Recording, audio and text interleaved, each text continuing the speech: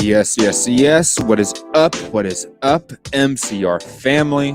It's another weekly edition of the show live on YouTube, Twitch, and Twitter. Should be a fun one, man. It's a review of a Canelo fight week. I mean, you guys know me. I'm hyped.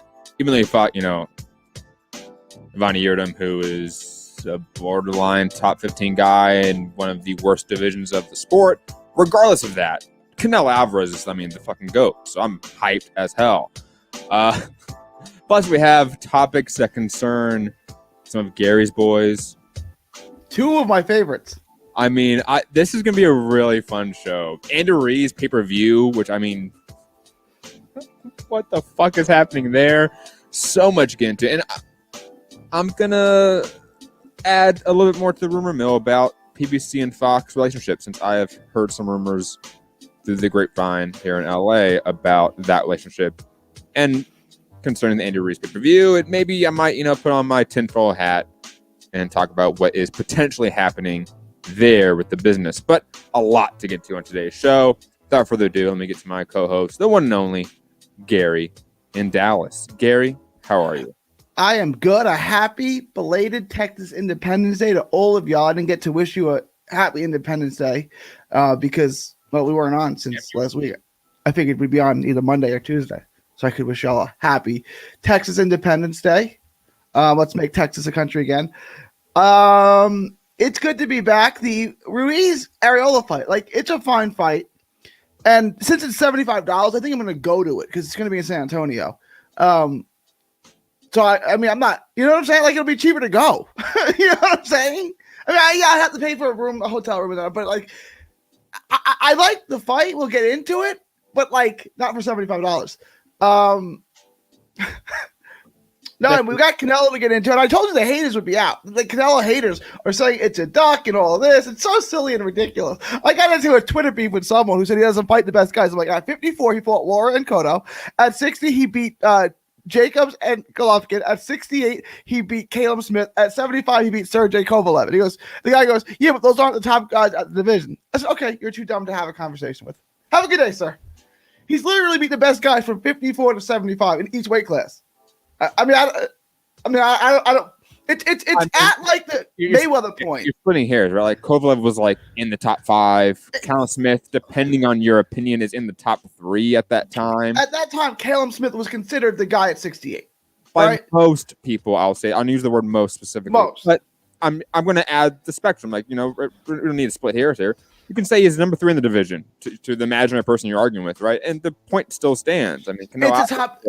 Fighting the top guys in all these divisions. And at 75, Kovalev, it's 1, 2, and 3 at that time. It was Bivol, Kovalev, and a better beef. If you would have asked 3 different people, he probably would have got 3 different answers. But Kovalev was the biggest name, and he was in that top 3. And he was coming up the best performance of his career not that long ago, beating Foogatti. Not Foogatti. Who did he beat? Alvarez. Yeah. So, to say Canelo, it's at the point where it's like Mayweather now. If he doesn't fight Godzilla and Bruce Lee in the same night and then fight 10 people at once, he's ducking. It's just silly now. Canelo's the best guy in the sport, and he fights everybody. That's all there is to it. Yeah, I still would. There are names I would like him to fight. He literally can't fight every single. There's always going to be fights that didn't happen. Yeah, relax. I'm not even Canelo's fan. You are, but I'm saying it's just can we be objective for 2 minutes? The objective fact is that these names that he's beating right now, or at least that he's planning to beat, right? Saunders specifically, right? Let's use his name and only his name for right now, okay? He is not going to present any issues to Canelo Alvarez. And the people that are still saying that Billy Joe Saunders has the style to give Canelo issues are working off of archaic knowledge from 2014 that doesn't work anymore. Canelo Alvarez is in that position where he beats everyone at this point in time. I saw this on social media on Fight Night that he's in that rarefied air where no one beats him. Who beats him right now is Father Time. He is that GOAT of this generation, okay? And there's no one out there that has a skill set, a style, anything, an athletics tool that they can use against Canelo. No one has that. What Canelo should be focused on now is big fights. And the reality is that Saunders, even though Eddie Hearn wants to say it, is not the biggest fight for Cinco de Mayo. And that's just an objective fact. Use the word that you use, right? That's just an objective reality that, sorry, Saunders, you might be a two-time division champion, but you are not the biggest fight for Canelo Alvarez at this point in time, especially for that date. Triple G is still exponentially a bigger fight and a more meaningful fight, too. Let alone people like Dave Benavidez or Gilberto Ramirez, in country, in nation fight for Cinco de Mayo. That would be a far bigger event for Canelo Alvarez than Billy Joe Saunders. Caleb Plant, I think, presents a lot more issues style-wise than Billy Joe Saunders, athletic-wise than Billy Joe Saunders for Canelo Alvarez. I mean, the names we can rattle off in terms of these are names that are bigger fights that galvanize us more, or more than a few. And that's one critique I have of the Canelo matchmaking, so to speak. Not that he's fighting poor opponents, because even Avani Yildirim is a top 10-ish guy, for fuck's sake. I mean, he arguably beat Anthony Durrell, who we're going to talk about later on the show as well, because he fought on Saturday, and we totally forgot to preview that fight, by the way, on our Friday. Well, it ended up being, I get it's 2 top 15 guys, but it was an entertaining fight. It was a good fight. Yeah, I can't wait to get into that one, actually. Yeah. Surprisingly, Kyron Davis, my first ever boxing interview, I want to say. That's the truth. He's not my first ever interview, but my first ever boxing interview. But digressing, Canelo Alvarez, I mean, Billy Joe Saunders is next. Good fight. It's still an elite fighter, but still not the biggest fight for him. And that's just an objective reality. I know. I agree with that. And when you say he's not going to give him any problems, I don't know. What do you mean by problems? I don't think Canelo will. So, do you want to get into that, how that fight looks, or do you want to break down Canelo? Because there's not much to break down in the Yildirim fight. Canelo did exactly what we thought he would do, right? I mean, is there much? Right. They should probably stopped it earlier, to be honest. The corner should have been you know what? What was it? 3 rounds? No, it's 4 rounds, wasn't it? Hold on. Oh, it was the third. It was after the third round. It was after the third. I mean, he really going to stop an amateur fight straight, right? I mean, this is his world title fight. This is the biggest moment of his life. It's a Canelo fight. I mean, do you really want to stop it before the end of the third round? I mean, he's a professional. It's the hurt business. He's going to get hurt. I thought Joel Diaz did the right thing. I mean, you could stop it early, but is that what do we train for? He definitely stopped it at a point where I think most people were like, you know what? We're good on this. This is not going to go well. And I think the next round, Yildirim was going to get significantly hurt. He was going to get stopped in the next. By end of 5, he was going to get stopped for sure. Probably in the 4th. Eddie Hearn was out there saying after the fight that Yildirim should have went out there and gone down on his shield. And I'm like, Eddie, I know you're a psychopathic promoter, but good God, man, you want that guy to get brain damage, really? That bad? That's just the reality. He should never have been in there to face Canelo Alvarez. But Yildirim is still a top 10-ish guy. He's a top 15 guy for sure, yeah. That's the craziest part. If Canelo's doing that to top 15 opponents, I mean, he's in a space that,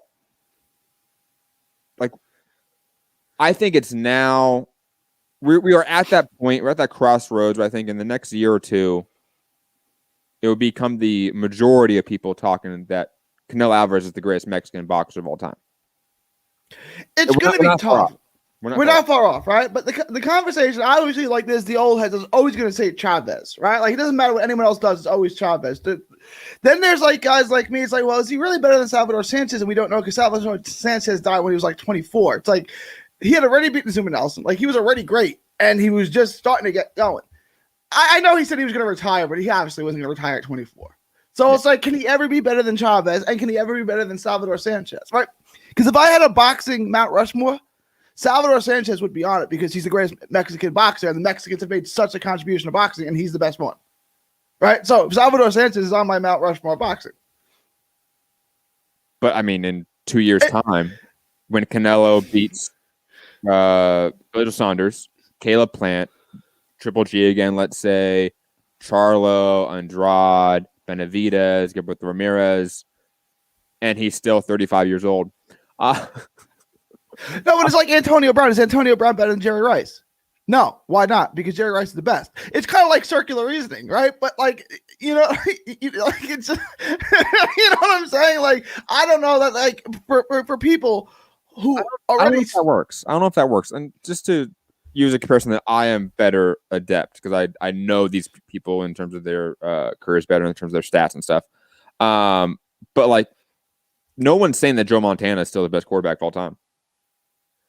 Brady's still, that's true. Brady, but that's true. No one's saying that anymore. Brady at a certain point put enough stats up on the board that you cannot argue against that. In a similar way, though not a perfect comparison, LeBron and Michael Jordan.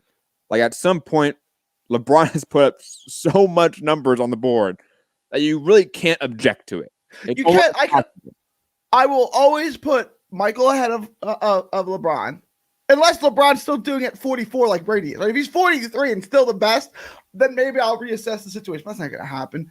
Yeah, but LeBron's going to be 40-something and still being the best. No, he's not. Dude, he's going to go full bald by the time. He was full bald when he was at St. Mary, St. Vincent. Well, he was half bald then, right? He used to wear the big headband to cover up his bald spot. I still put Kobe ahead of him. No. Absolutely.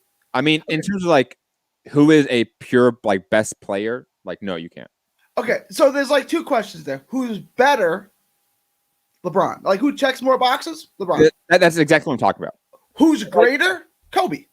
Because for that reason, like, nostalgia is always going to affect the younger generation in a negative way, right? Because for older heads, like you even mentioned, like Chavez Sr. is always going to be that guy, no matter how better Canelo Alvarez is, right? Just because he was greater, he was bigger, he was the guy for a longer period, whatever it is, whatever their fucking circular reasoning is. But the reality is that Canelo Alvarez is the better fighter at this point in time, and he just needs a few more stats probably to push a lot of the older heads into accepting that reality. Because I'm sorry, like Chavez Sr. has not done what Canelo Alvarez has done. Like I don't think he did. And a lot of Chavez Sr.'s biggest fights are questionable. Now someone might say, "Oh, about Canelo and Triple G." No one's really saying that anymore. Like no one except for weirdos on Twitter are talking about, "Oh man, Triple G was robbed."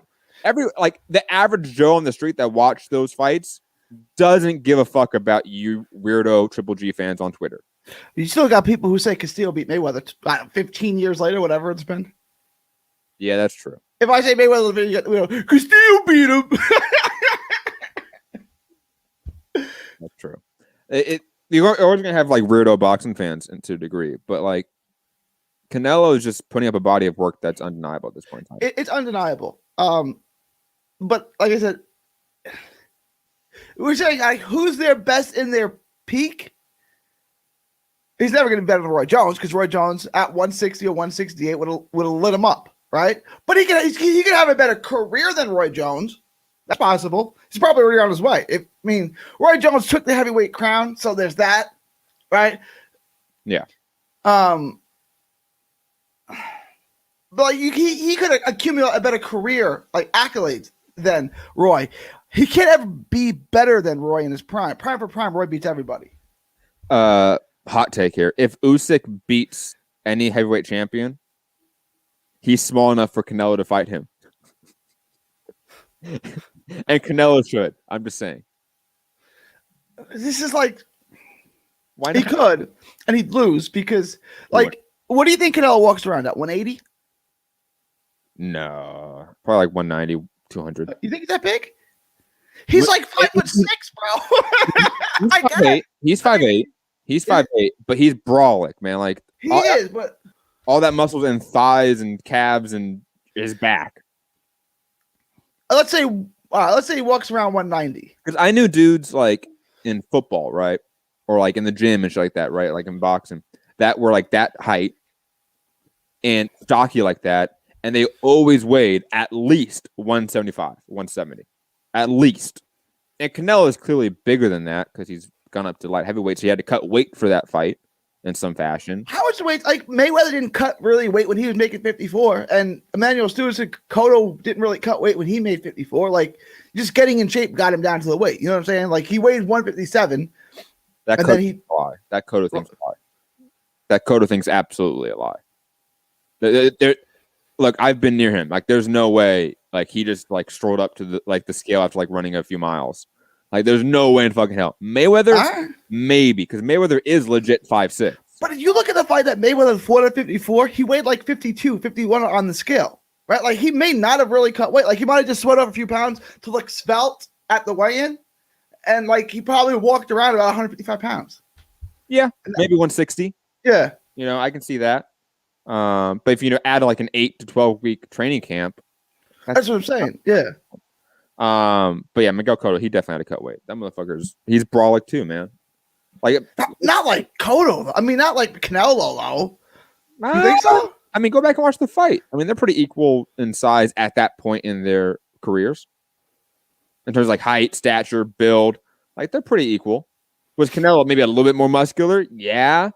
But even then, like that version of Canelo wasn't the brawlic version that we saw that went up to middleweight truly. And then to light heavyweight. Like that version of Canelo is a far different, heavier version than the one we saw against Miguel Cotto at a catch weight, if my memory serves me correctly, at 155. That was the Cotto weight, right? I think it was, and then became the Canelo weight. Oh wait, when he fought like Amir Khan and such after that. Which is the dumbest catch weight ever. Like why? What? It's 1 pound above 50. Whatever.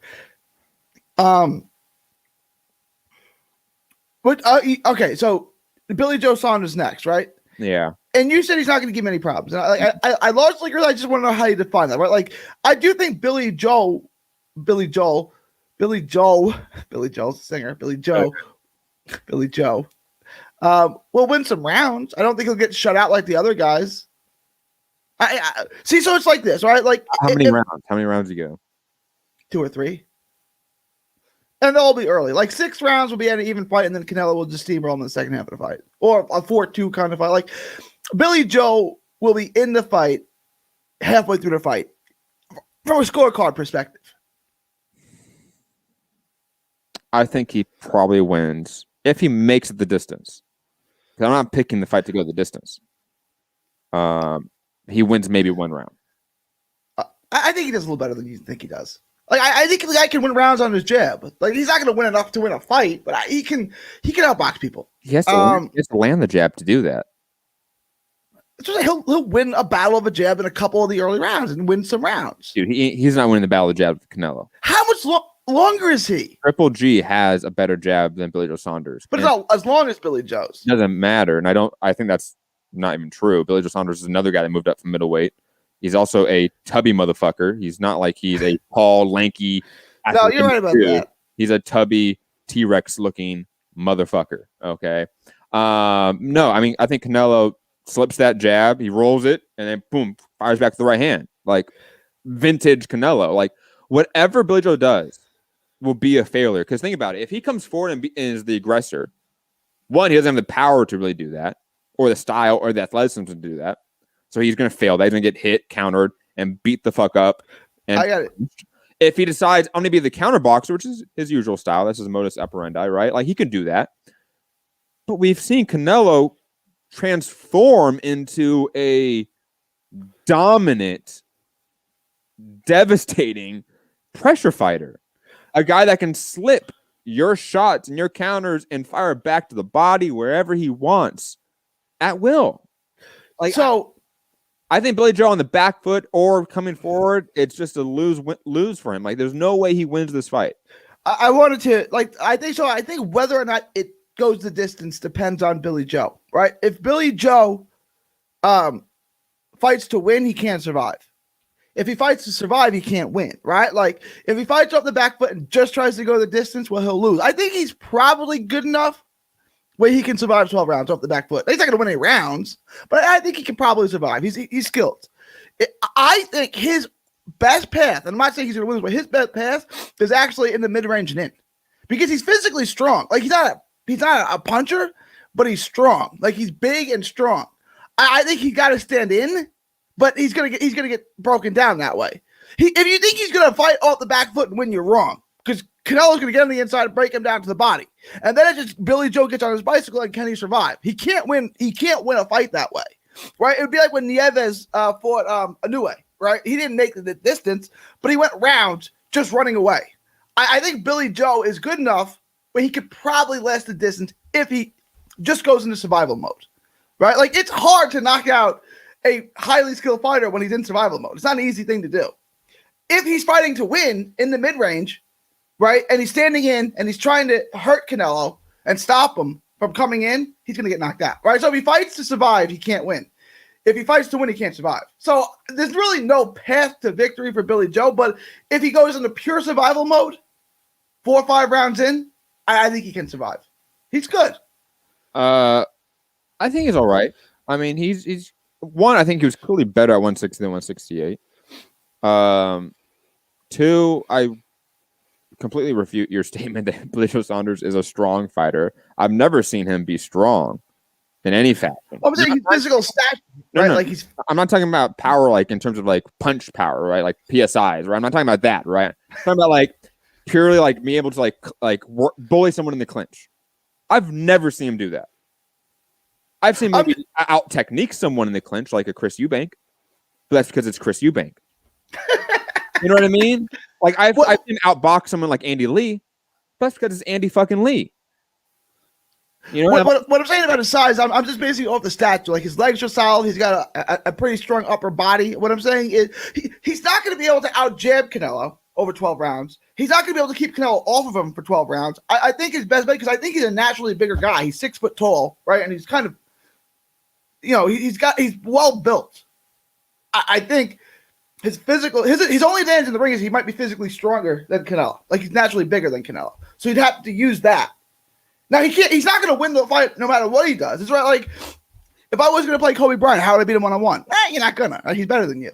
So he's not going to win, but I'm saying, what would be his best chance? I don't think it's with the back foot, because Canelo's going to break you down to the body. He's going to slip inside, and he's going to destroy you.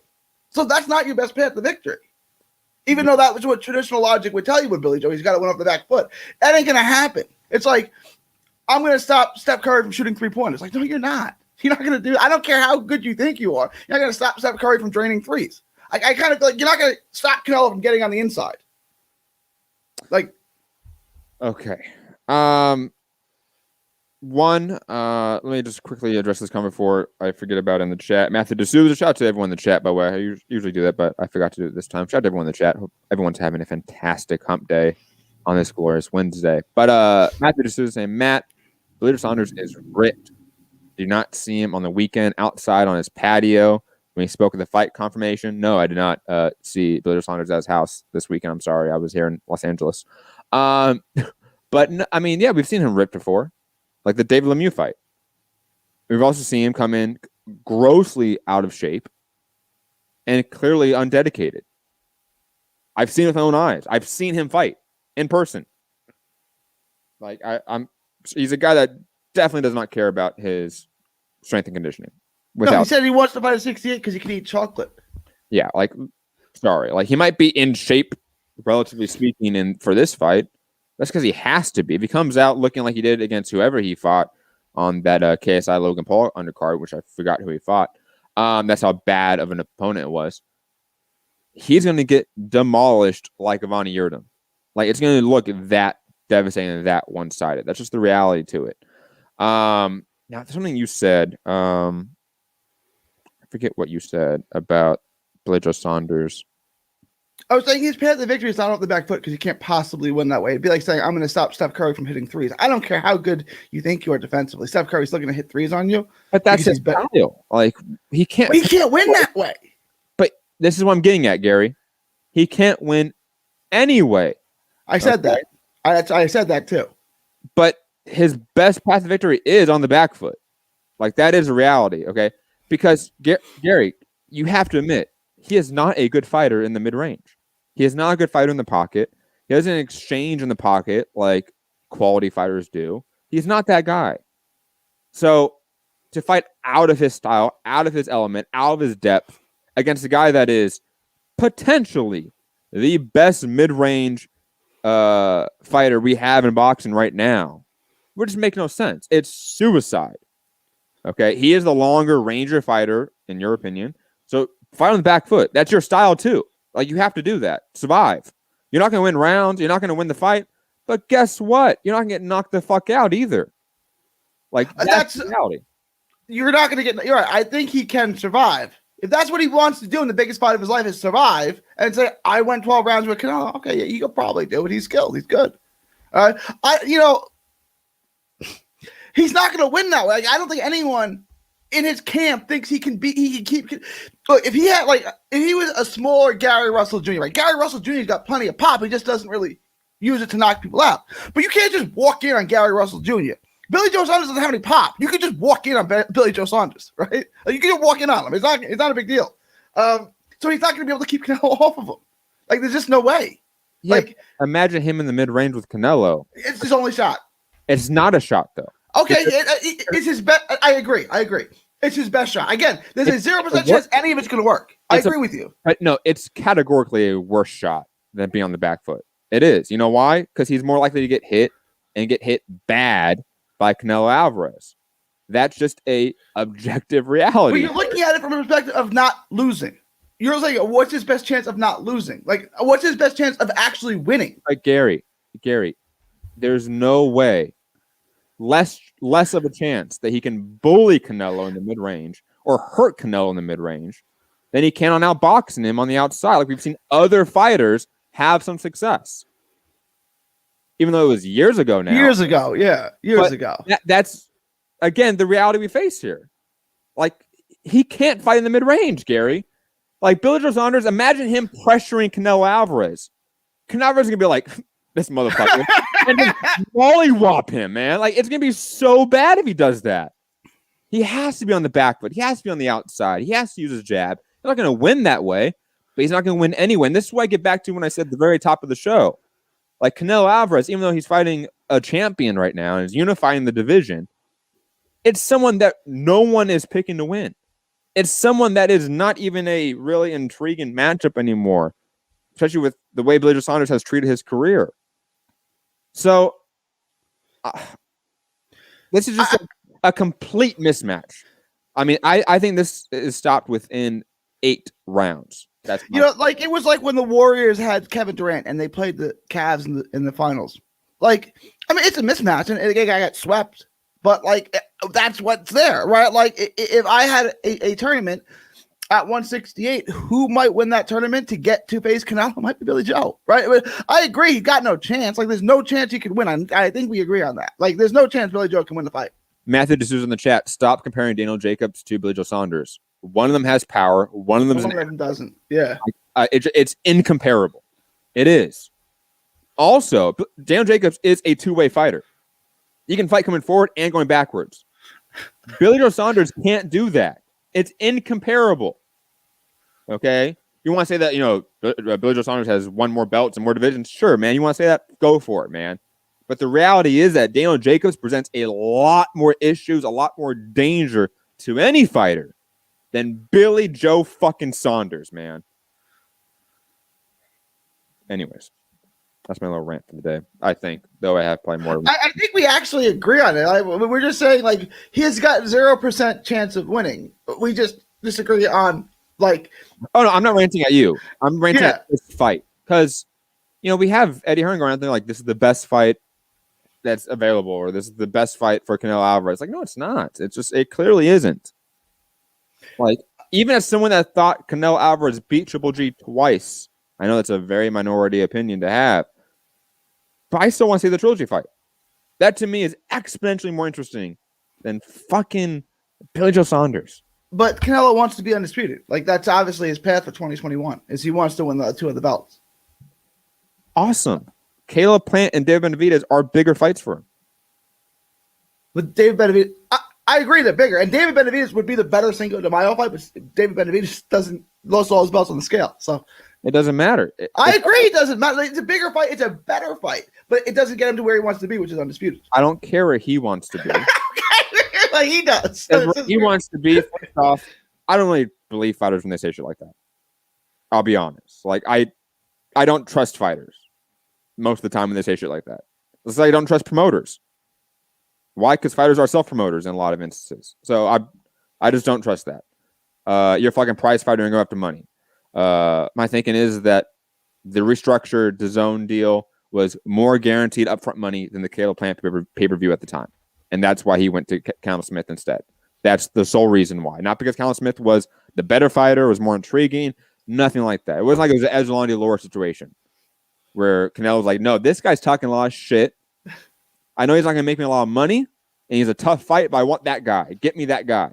It wasn't that. Billy Joe isn't that either. It's safe money. Okay? And the reality is that we, me, you, most people would get far more hyped, far more intrigued by Canelo matchups with guys like Triple G, David Benavidez, Caleb Plant, Jamal Charlo, Andrade even, in comparison to Billy Joe Saunders. Like, better be, for fuck's sake. Like, go back up to light heavyweight. Bivol. Like, those are all more intriguing fights than Billy Joe Saunders. If Billy Joe Saunders had been active and had stayed in shape and had been wrecking motherfuckers post David Lemieux, it might be a different story. But he didn't do that.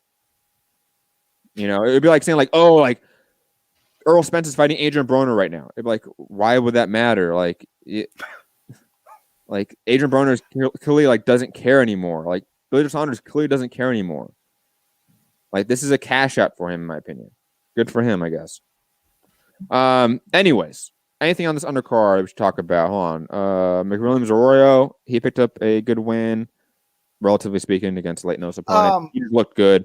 That Riley Zhang and Jerry Forrest fight was a underrated, and you guys know me, I hate heavyweight fights.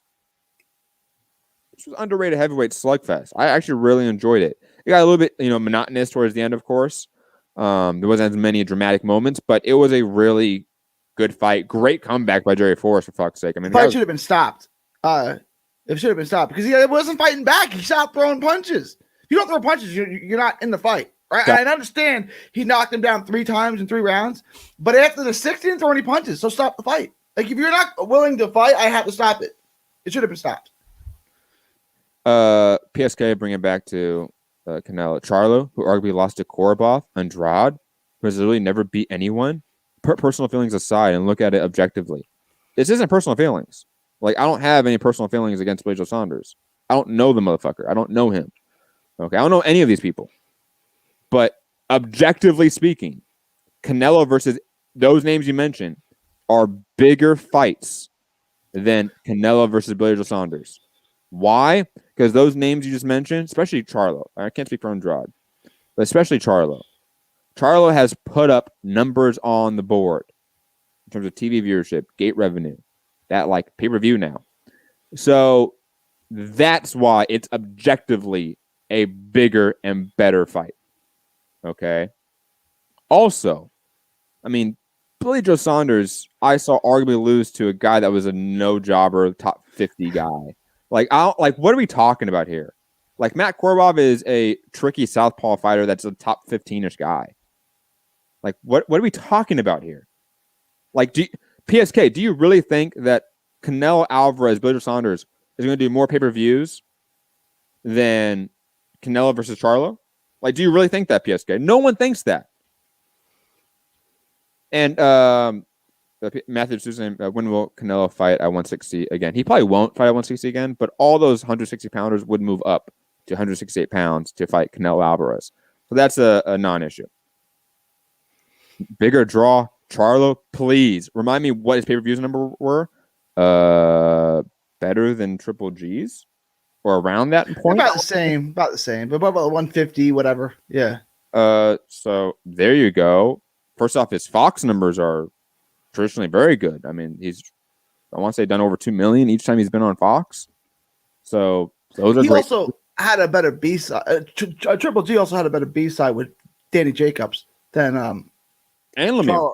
And yeah, he had a better B-side. Whereas, I mean, Charlo carried the entire pay-per-view. Yeah, he did. Absolutely. And what pay-per-view has Billy Joe Saunders done in the U.S., Gary? Oh, wait, he's done none. None. Right? He has 0 pay-per-view buys. 0. He headlined a fight at HBO 3 years ago, if that counts for anything. Oh, and did like what 1,000 views? I don't remember. I don't remember that. This is years ago against On the View. But I mean, that's the only fight he's headlined in the U.S., right? Oh, yeah. I want to say so. I don't think the Andy Lee fight or the Chris Eubank fight were in the U.S., of course. It couldn't have been. Yeah, and then Willie Monroe was over there because it was on the middle of the, I remember watching it. And then the fights he's had since the Mew have mostly been trash, right? And like Martin Murray. The fight I saw in L.A., that was an undercard fight for... Right, undercard fight for two YouTubers, yeah. Two YouTubers, people. Would Canelo Alvarez be on the undercard of KSI Logan Paul? Or would Charlo be? Fuck it. That's the actual comparison, not Canelo, right? That's the juxtaposition, PSK. Would Jamal Charlo be on the undercard of KSI Logan Paul? Would that ever happen? No. And then Keyshawn Davis also fought on that card. Liam Roscoe saying I would prefer to see Charlo unify 160 before moving up to 168. I absolutely agree with that, Liam. I would love to see Charlo versus Andrade. I would love to see that. Excuse me, before we get either of those guys fighting Canelo. I've been on record for at least a year now, Gary, right? The fight I want to see for Canelo Alvarez is triple fucking G. Matt has been saying it. I want to see Charlo, Benavidez. Caleb Plant's really the one I want to see because I think Caleb Plant's the best guy at 168 besides Canelo. So the two best guys I want to see him fight. I'll be honest. I really want to see just Plant Benavidez first. I'll be quite honest. Do you think like Benavidez has a chance in that fight? Like I like Benavidez from a fan's perspective. I like watching. I don't think he's any chance to win that fight. Absolutely, he does. All right. Yeah, I don't think Caleb Plant is the indomitable fighter that like we have often, me included, of course, we have talked about. I think Caleb Plant's beatable. He's not a perfect fighter. He's a very talented fighter with a unique skill set that will present issues for any top guy. Jordan Plant from PBC said he's the best 168 pounder in the world. Let's take that. Oh my gosh, so good. So good. PSK, you quantifying your point. First off, this is just like word vomit. You quantifying your point on pure opinion on so-called U.S. TV numbers. Why are you saying so-called? They are U.S. TV numbers. U.S. TV numbers. Like, I don't understand the so-called there. Either they're U.S. TV numbers or they're not. Are we talking about U.S. TV? I don't get that at all. So good. So good. Not the quality of opponents at 160 or 168, in which Charlo and Andrade have done literal zero. I mean, I think Jamal Charlo now for sure has a better resume at 160 than Billy Joe Saunders did at 160. I mean, Derevchenko is a better win than Chris Eubank or Andy Lee. Maybe you can argue that Andy Lee win at the time was better. You know, Andy Lee had he had the big knockout win against Korobov, right? That catapulted him into sort of relevancy. Again, so to speak, because he had fights earlier that were relevant. But digressing, no, I don't think anything you said there, PSK, is accurate. Like on any point, maybe Andrade, because like we've often said, like Andrade has not fought anyone. But Billy Joe Saunders hasn't fought anyone at 168 either. Like, who has he fought at 168? That's a well-known opponent. Like, Gary, can you remember any of his opponents at 168? Billy Joe? Yeah. Martin Murray. Oh, that's right, Martin Murray. I mean, he's 100 years old, but he's on that list of good fighters who have never won a world title. I mean, PSK, if you're going to talk trash about Matt Korobov, but like big up Martin Murray, maybe your bias is at play here. I don't know here. Anyways, digressing. Where were we on? Diego Pacheco picked up a win as well. That was actually a really good fight as well. That was a competitive fight in terms of him fighting a I don't know, an older fighter, a guy in his 30s, I want to say.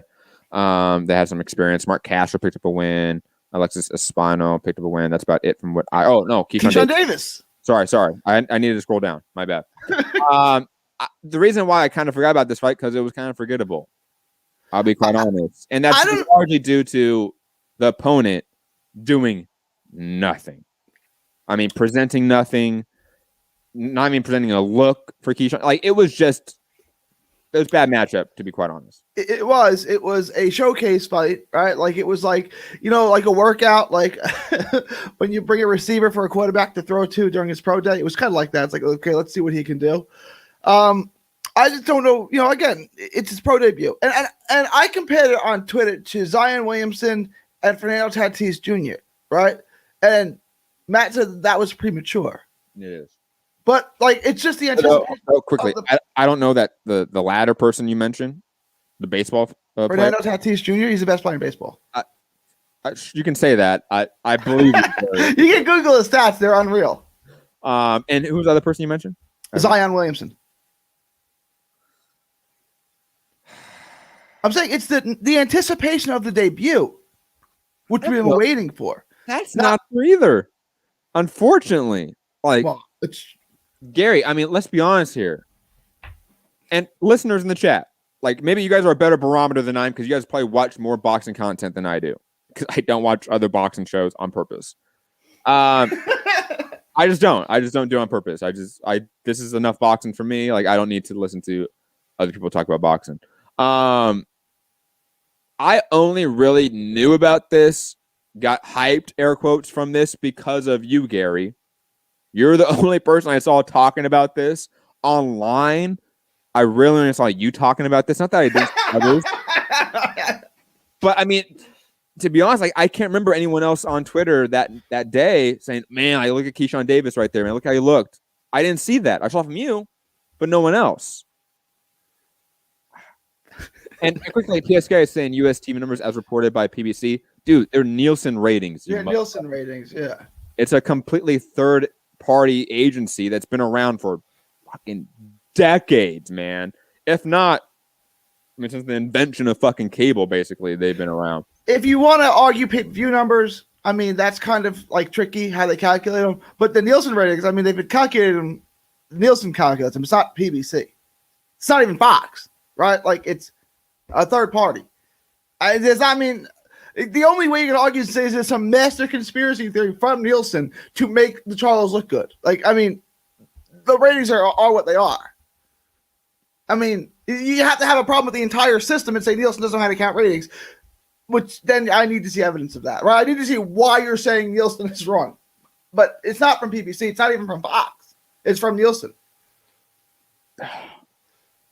PSK, man, you've been listening for a long time, man. Like, come on. What are you doing here? And yes, I love how he's in the center. Look how he's changing the goalpost, right? Charlo has a better combined record or wins at 160 than Andy Lee, Lemieux, Eubank, Monroe. Wowzers. No, you said he literally fought no one. That's not what you said originally, PSK. You said he fought no one. Literally no one. I think it's literally zero. He's done literally zero is what you said. Have done literally zero is what you said. I said he fought and beat a better opponent, single opponent, than Billy Joe Saunders. And now you're trying to say, oh no, the cumulative nature of Billy Joe Saunders' reign. Like, come on, man. Stop moving goalposts. You lost. It's okay. Take you L. But back to Keyshawn Davis. I need to see more. I mean, of course, it's a pro debut. And it wasn't like the finish was that flashy where I can fall back on that and say, man, that knockout was visceral, right? It was I think it was a referee stoppage, right? Like standing up stoppage too. Like I don't think he was even knocked down. Or he was knocked down. He was knocked down, and then just wasn't violent enough, wasn't visceral enough, wasn't aesthetically pleasing enough. It was kind of just a ho hum debut. It wasn't as bad as Roberto Ramirez though. I'll give him that. Davis, that absolutely, he didn't lose. Credit to him, man. And God knows, like, the nerves. If you're that type of highly touted prospect, you're that type of a blue chip prospect, your debut on the Canelo card. I can only imagine the type of nerves he was under and how that can affect a performance. So, no shots at him yet. I just need to see more before I start claiming him as the next baby goat. Baby goat. Yeah, I can't do that yet. I can't do that. Anyways, moving on. Another big fight that happened. Gary, I know you were hyped for this one, man. Joseph Parker. Oh shoot, I forgot to watch this fight. You didn't watch this one? I forgot to watch. I've been meaning to watch it. I watched all the crappy undercards and I fell asleep watching our New Zealand boxing. And then I've been meaning to watch this fight every day, but I just forgot because it's garbage. How was the fight? I heard it was garbage. It was kind of garbage. Yeah. I totally forgot to watch it. Oh, I've been meaning to watch it every day since, what was it, Friday it was on? Or Saturday, it was Friday night, Saturday morning, I guess it was. I totally forgot to watch it. I think it was Friday. I think it was a Friday. Yes. No, it was Saturday. It was Friday. It was like 3 o'clock in the morning your time and 5 my time. Anyways, here's what happened in the fight. It was Joseph Parker like trying to blitz him with combinations, and Junior Fa tying him up, and like no work can get done. It was that for pretty much 12 rounds. PSK, hold on, me and PSK agreeing here. Fa trying those Vlad tactics. Yes, it was very much a like poor man's Klitschko attempt by Junior Fa by staying long, staying rangy, trying to hit him with that long right hand, right? And, you know, sometimes landing it, but it was never enough. Joseph Parker definitely won this fight, in my opinion. I thought the 119 scorecard was bad, of course, because, I mean, Junior Fa won some rounds. But this was bad. I mean, just because Junior Fa was tying up the whole time. It was... I don't know why. Was it as bad as the undercard? Because the undercard was excruciating. It literally put me to sleep. It was that bad. They don't have any decent fighters in New Zealand, but they can put on a decent, big, a prospect, an undefeated prospect. All right, he's okay. See, this was the worst thing I ever saw on the undercard. It was like to be fair, horrible club boxing. To be fair, Gary, okay, New Zealand is not a major boxing market. I think you're expecting a lot for this market. This would be like expecting. I'm trying to think of an equivalent small country. Like, what's the population of New Zealand? 5 million? Is it that small? I was going to say 10. 20. Look it up. I'm guessing. I'm going to say 6 million. I'm going to say 15. Ooh, let's see what we got here. Because that might change my comparison. Matt Jan in the chat's in the wow. 4.9. So call it 5. I was right. Damn, I should have stuck with the original pick. Damn it. I mean, this is a small country. So it's a state. It's Georgia. Yeah. And Georgia doesn't have the greatest boxing scene. Fair enough. Yeah. So I give it some leeway here. It's not like it's Mexico, where you're watching like a regional card in Mexico, where they have a storied boxing history, plus have a sizable population to draw from. It's a very small country with pretty much no boxing history to speak of. Let's be quite honest. These two guys, yeah. Yeah, I mean, like, really just Parker, because Junior Fa doesn't really have a history. Parker was ever a champ. Was David Tua from New Zealand or Australia? Or was he like straight up from Samoa? No, he was from. Ooh. I don't know where David Tua is from. I mean, he's Samoan, and I think he was born in Samoa, but he lived in what I want to say. Yeah, you're right. I think that was. I'm looking it up right now. Look that up right now. I could do. I have a computer. I have 2 computers in front of me, but I'm making you do it on your phone, Gary. Yes. No, he was born in Samoa. Okay. But did he grow up in Samoa? I don't know. New Zealand. Like, he fought in the Olympics and everything in New Zealand. Okay. New Zealand. So he's probably the first big one then, huh? Yeah. And that was what, the 90s, right? Yeah. Yeah. So, I mean, you're 30 years of history there. On top of it, what we are seeing in New Zealand, just to like make it really general to that region right now, if we can, it is growing in terms of a combat sports market. With Israel Adesanya, who I'm going to talk about on tomorrow's show, reminding everyone, tomorrow, 2 p.m., I'll be live here on this channel, of course, talking about UFC 259, breaking down the last couple of UFC cards. And at 3 p.m. on Trending Now Network, another General Strike podcast edition talking about Joe Biden bombing Syria. Let me review the Dave Rubin, Jordan Peterson interview about his new book and some other shit. But digressing back to this. This market is growing. Like, Izzy is becoming kind of a mainstream star to a degree. And he was even there at the fight. I want to say Junior Fa was even coached by Eugene Barham, who is the trainer of Izzy Adesanya. So you see a attempt at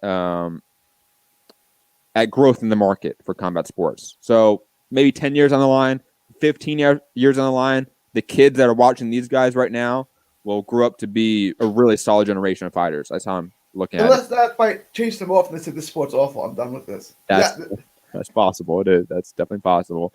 Yuda in the chat saying Ray Zeffo is the greatest New Zealand fighter ever. He might be up there. That's definitely true. Ray Zeffo's I mean, Hall of Fame kickboxer for sure. Okay. PSK, please, in case I forget to get to that question, PSK, we're ask it again when we get to the Andy Ruiz-Arreola topic. But anyways, I didn't watch the undercard of the Joseph Parker card, so we can move the fuck on from that. The PBC on Fox card, which I'll say my rumor mill for the PBC Fox deal for the Andy Ruiz topic. But Anthony Durrell, Kyron Davis, I mean, it was a fun fight for what it was. I mean, it's two top 15 guys in a relatively shallow division, and they put on a competitive fight. I mean, I thought Kyron Davis won the fight slightly. I didn't score it. You know, I wasn't there with a pen and pad scoring it, but I thought he won. I thought he was landing the better counters.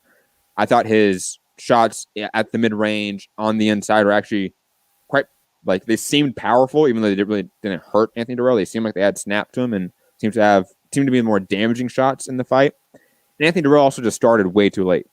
Like, he didn't really start till, the fourth or fifth round, it seemed. Yeah. And that put him in a massive hole in terms of the scorecards.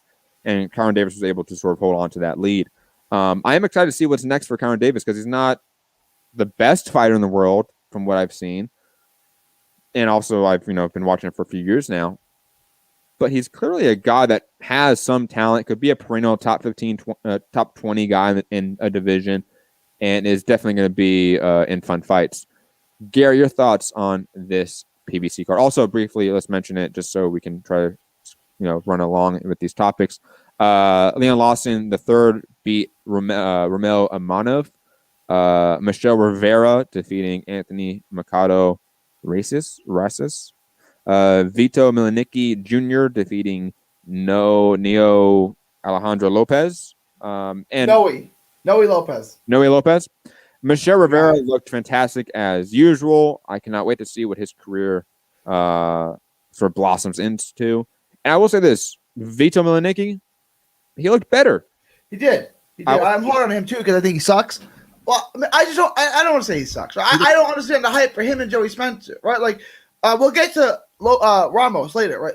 Ramos is the good. That guy is so good, right? And but they built up. And I'm comparing Milanicki and Spencer because they're all like 20 years old, 19 years old. Like, of those three guys, Ramos is clearly the best. Now, I don't understand why they love Milanicki and Joey, especially Spencer. I think he's the worst of the lot. And, like, Milanicki looked better. He looked improved. I still don't see, like, a ton in him. Like I see in Ramos, who's, like, roughly the same age and incredible. Like, Ramos will be fighting for a world title within 2 years. And he's, like, 20. I don't see that. Like, PBC's best prospects are, under the age of 23, let's say. Benavidez may still be on that list, right? How old is David Benavidez now? He's still freakishly young. But the prospects. Ramos and Omar Juarez. That's their best prospect. There's this thing they have with Vito Milanicki and Joey Spencer. I don't understand it. Like, what do you see in those guys? And I'm not putting Rivera as a little. I would put Rivera up as a contender, right?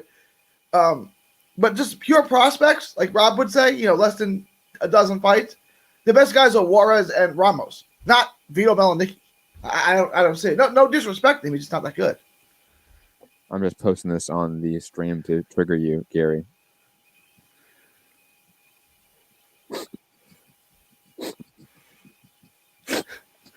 Oh, you will. You will. Oh, you will. Anyways, yeah, I mean, Ramos looked great. I mean, I can't wait to see what's next for him, especially in the star-studded division. He just doesn't get the shine, though. So, like, I don't know what their plan is for him, because if he was getting a lot of push within PBC, you'd expect him to get fast-tracked and him fighting a Thomas Olorme or just... He wants Ugas. He wants revenge for his uncle.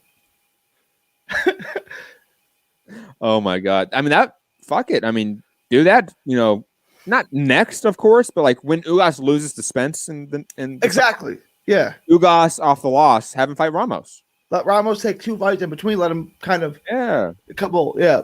Absolutely. I would do that within a heartbeat. Why not? Michelle Rivera, he needs to get the fast track too. I don't know how you do it because you don't have a lot of pieces on the board in that division if you're PBC. It depends if he fights at 35 or 40. I guess they won to fight at 35 because that's where, like, a lot of the big names are. But if he goes to the 40, they can't fight Barrios right away. Assuming Barrios beats Tank, which he will. Assuming that fight happens. But we'll get into that. Real quick, on Kieran Davis. Davis won that fight. Right? Like, I don't like to use the word robbery. And I'm not going to use the word robbery here.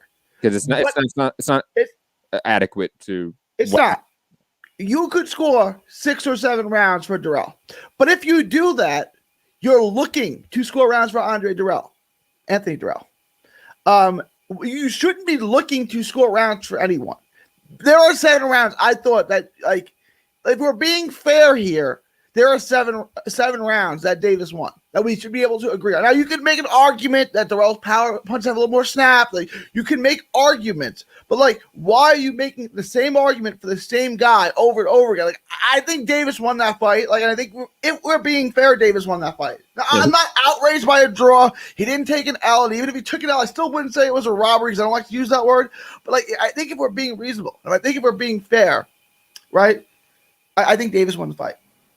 Gary, minor question, because you know me, I'm an audio whore. Do you have like a fan going on in your room? No. Is that like a work truck outside? Is that what I'm hearing? It's something with the power grid. This has been going on and off since everything got shut down like a week and a half ago. It'll stop in a couple of minutes. I don't know what it is, but want me to mute when I'm not talking? Oh man, is your house going to blow up? I'm concerned. I hope not. But this is it'll go on for like a half hour, and then it'll just stop, and then 3 hours later it'll start again for a half hour, and then it'll just stop. I don't know what it is, but it's been going on for like since the. Oh my god, that's insanity right there, man. I would have gone crazy listening to that. Oh my god, I don't even know. It's like ambient noise. Like I don't even notice it anymore. Oh, so good. Anyways, there it stopped. Oh no, you muted yourself. Oh yeah. Or did it? You can still hear it? Yeah. Do you want me to turn down my gain? If I turn down the gain, you probably shouldn't hear it, right? Yeah. Now talk. Is that better? I can't really hear you though. Turn your mic up. Turn the levels up, not the gain. Is that better? I can still hear it a little bit. It's turn the gain all the way down. Now the gain's all the way down. I can hear you. It's fine. It's better. All right. It's better. It's better, Gary. I was just like, what the fuck is that ceiling fan? Is it going to fall on you, Gary? I was really concerned for your health, of course. I'm good. Anyways, we can move off that PBC card, which did like 1.4 million views on Fox. So clearly, like, they can just throw anything on Fox and it does 1 to 1.4 million views. That's just the reality. Let's get to news of the week, and then we'll end the show with talking about the Claressa Shields fight. Fury versus Joshua. Gary, it's back on. Didn't you hear? Frank Warren doing some damage control for that Tyson Fury interview. And that's kind of how I frame it. You can, if you're listening right now, you think it's back on, you think negotiations are fine. It's just Tyson Fury being Tyson Fury. That's fine. And plus, I even said on that show that Tyson Fury is one that we should probably not trust him completely when it comes to interviews. But this just like smells like damage control from a promoter when it comes to like a bad interview. That's how I take it. Gary, your thoughts? Again, when there's something official, then I'll get excited. Until then, I don't know if this fight is close or not. I don't know. Right? Like I've gone back and forth on whether this fight's going to happen. I don't know, man. Like when it happens, when ink hits the paper, when the line that is dotted is signed by both parties, then we can talk. You know, it's interesting that we're now getting the only real like takeaway I have in terms of like substantive takeaway, because other than like I just don't really like believe that like this fight's like near the finish line, is because again the proximity of these news cycles and these news stories. But digressing. Frank Warren talking about COVID being the main issue for why this fight isn't done.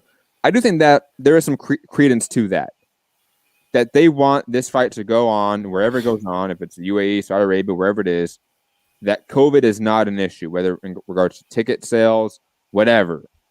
Okay. Cowboy Stadium. Travel restrictions, whatever it may be, right? But I do think there's probably some credence to the fact that COVID is a big, if not the main holdup for this fight getting near the finish line in terms of negotiations. Because I feel like with anything right now, like you can't really plan anything around this to that scale. You can't. Like my sister's trying to plan a fucking wedding right now, and I'm like, man. oh man, like it's been a struggle for her, of course, right? And I'm like, what happens when we get to that month? You know, I think it's like November when she's planning it, right? Like, let's say like California hasn't been vaccinated. Like, what do you do? Like, what happens if we get another spike? Like, it's just, these are all like variables to planning for small scale events, let alone multi-$100 million, potentially billion, 100,000 fans, $100 million. Yeah, it's just the liability. Like, I'm not surprised that that's a holdup. I'm not. And Cowboy Stadium. Let's do it. They could do it. My thinking is that they're like hunting for site fees. So like the Cowboy Stadium site fee, what they're getting from Jerry Jones is not the same number that they're getting from MBS in Saudi Arabia. Is kind of what I'm guessing here, right?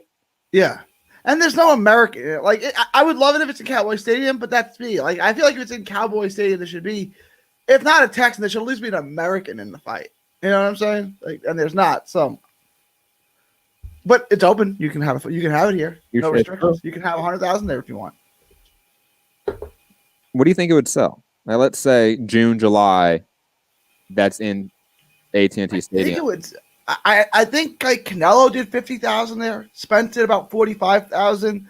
Pacquiao did 50,000 twice. I think it'd get 50,000. I really do. Yeah, it would be treated like a big event too. Let's be honest. Like it would get the push that it deserves. But yeah, this is going to the Middle East. Let's just be honest about it at this point in time. And plus the business deals and relationships that Saudi Arabia has with UK companies. It's long been evident that relationship is strong for UK networks, UK brands, and Saudi Arabia. So yeah, it's fine. Like whatever. I'd rather it be like somewhere. I don't know, somewhere like Tokyo, like someplace with boxing history. You know what I'm saying? Like Tokyo is, why do we remember Tokyo for heavyweight boxing, right? Like, I don't know. Whatever. I don't really care as long as it happens, but like, yeah, that's true. Japan is I mean, maybe they don't want to bring it in. People, we're good with the coronavirus. We're good with COVID. We're not going to bring people in. We're not going to do that. You got the UK strain? No, we're good. We're good. I'm saying, I don't know. Yeah. But anyways, moving on. Speaking of people doing potentially damage control, I don't know really how to gauge this. Mike Garcia talking about the fight with Pacquiao is back on in terms of negotiations, and another COVID reason. The reason for why this fight didn't happen last year is said to be COVID. That's why the fight's being planned for this year, because the thinking is that by the summertime, due to vaccination programs around the world, that we're going to get COVID under some sort of handle. And that's going to allow big events to go on sort of like normal. Gary, what do you think is going to happen here? Like, do you think we get Pacquiao, Mikey Garcia? Do you think this is just damage control for a guy that's been doing nothing for too long and kind of needs to save his ass and put himself in the media a little bit, put himself in the news cycle a little bit? Like, how do you view this story? He's putting himself in, I don't know. This could be true. It could be both. I'm putting myself in the news media now because I'm about to win the Pacquiao fight. That could be it. But he is looking to put himself in the news media. I don't know. It could be boredom, right? But it could be real. Like it could just, I don't know. I wouldn't be, again, until both parties sign, I'm done talking about it. Because we've been talking about this fight since he beat Jesse Vargas, right? Like, I mean, that's a year ago we've been talking about this fight. When it happens, if it gets signed, it gets signed. If not, it doesn't. Mm-hmm. Yeah. You know, and we've talked about Ryan Garcia, Danny Garcia, and now Mikey Garcia. They could just make Pacquiao versus Garcia, and then we'll fill in the Garcia. NJNP in the chat saying, who fights less, Gary Russell or Mikey Garcia? That's a good question. Because it's a good question. Like before 2015, 14, they're probably equal to back then because they were fighting a lot back then. Then something happened. It just stopped. Money. It's just the money. That's what it was. Anyways, moving on to the topic that I know people want to talk about, and it's been, I think, the lightning rod news story of the week, of course, the new PBC pay-per-view with Andy Ruiz and Ruiz-Arreola, Fox pay-per-view as well. For those that maybe want to know if it was Showtime or Fox, it's a Fox pay-per-view. Gary, I mean, what to say about this? This isn't a pay-per-view quality fight. No, it is not. This belonged just on Fox, to be quite honest. And I would say Fox, not even Showtime. I think this belonged on Fox Network. It would have done monster ratings, in my opinion. Like it would have done at least, I want to say, an average of like 2.83 million viewers for this fight. Absolutely would have done that. They're going to do it on pay-per-view, though, and get like 100,000 buys. You think they'll get 100,000? Yeah. Do you think okay, maybe. I mean, like, yeah. Like, I mean, for like the Southwest market, Areola is a name that people love. Like not like people like just like. No, people love Chris Arreola in the Southwest United States. Like we just do.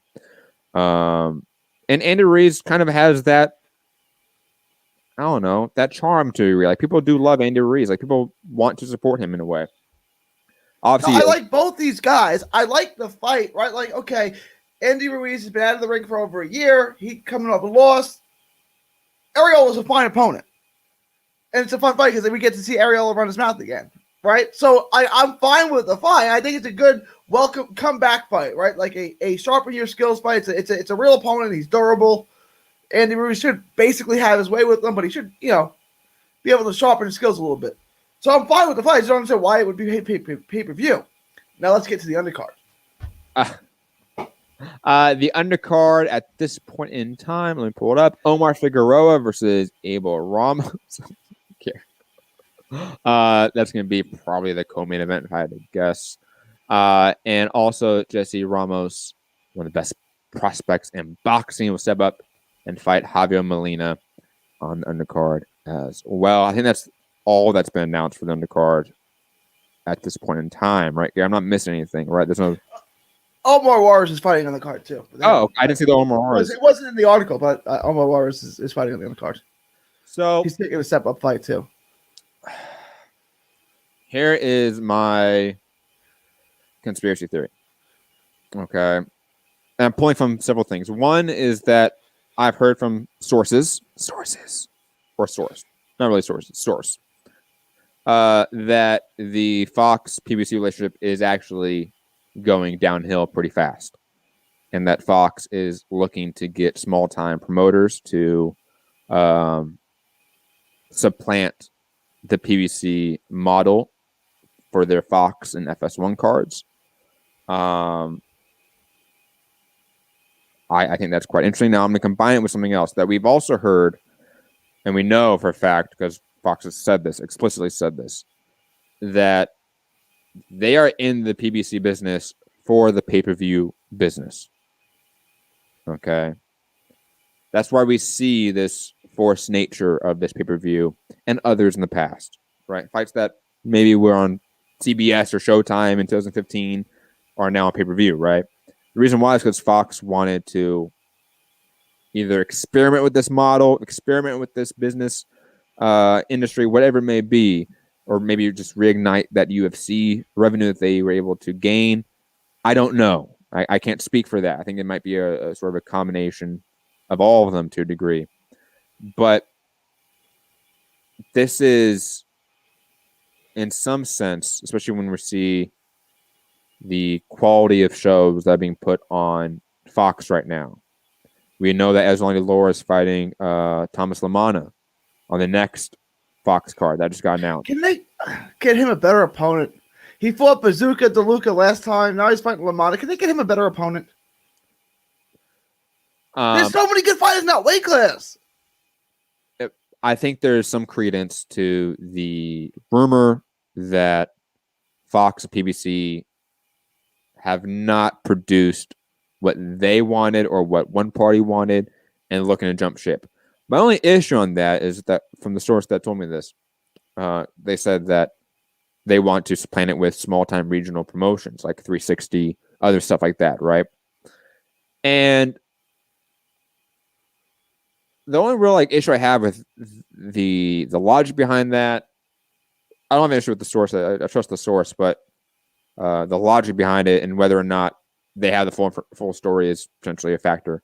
But if Fox is upset with the numbers that PBC has been producing or the lack of numbers, right? Why would you supplant that with small-time promotional companies that don't have the imprint in the marketplace that PBC does? It seems like backwards logic to me from a business standpoint. So I don't know what's really going on here, to be quite honest. I do think we are seeing attempts to figure out other paths to have the same type of content, but from different providers, and how that conflates or how that is intertwined with the pay-per-view priority. I don't know per se, but it has to be connected in some fashion. My kind of reaction was that. Oh, you mean to do something? Yeah, it's not the numbers they have a problem with. Like they're fine with the ratings. Like I think they're surprisingly fine with the ratings. I don't think they like working with PBC, which is why they don't. They want to keep that content. They just don't want to work with. I don't know. I could be entirely wrong, and I don't know what their problem with PBC would be. But to me, it seems like the problem is not with the ratings, not with the numbers, but it's working with PBC that we don't like. I just, from my own interactions, right, from my own personal experiences, I mean, I would say that about Top Rank and ESPN. I've seen Top Rank PR reps in yelling matches with ESPN execs. Yeah, I've seen that. I've seen pretty much harmonious relationships between Fox execs, Fox workers, and PBC workers, and I've not seen anything to that degree. Do you think Fox is upset about that horrible set they built and that they want out? I hope so. Tony Ayo saying Rick Lacer's the source. No. Fuck Rick Lacer. No, this is a source I will not name. This is someone in the business. I would just say that. That's all I can say. Yeah. Anyways, Gary, I mean, thoughts on the Andy Ruiz pay-per-view as well? I mean, thoughts on anything else with the Fox relationship, PBC relationship, anything like that? As long as I'm around, I'm going to go to the fight, right? So I like the fight. I like the idea of the fight. I just don't understand. I like if they get 100,000 people to buy this,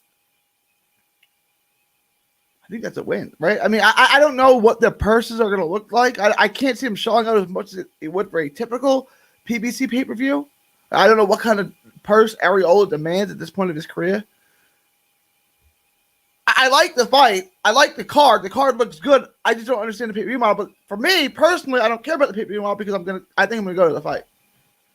Right. So whether it was on Fox or Showtime or pay-per-view, I'm going there, so I don't really care that much.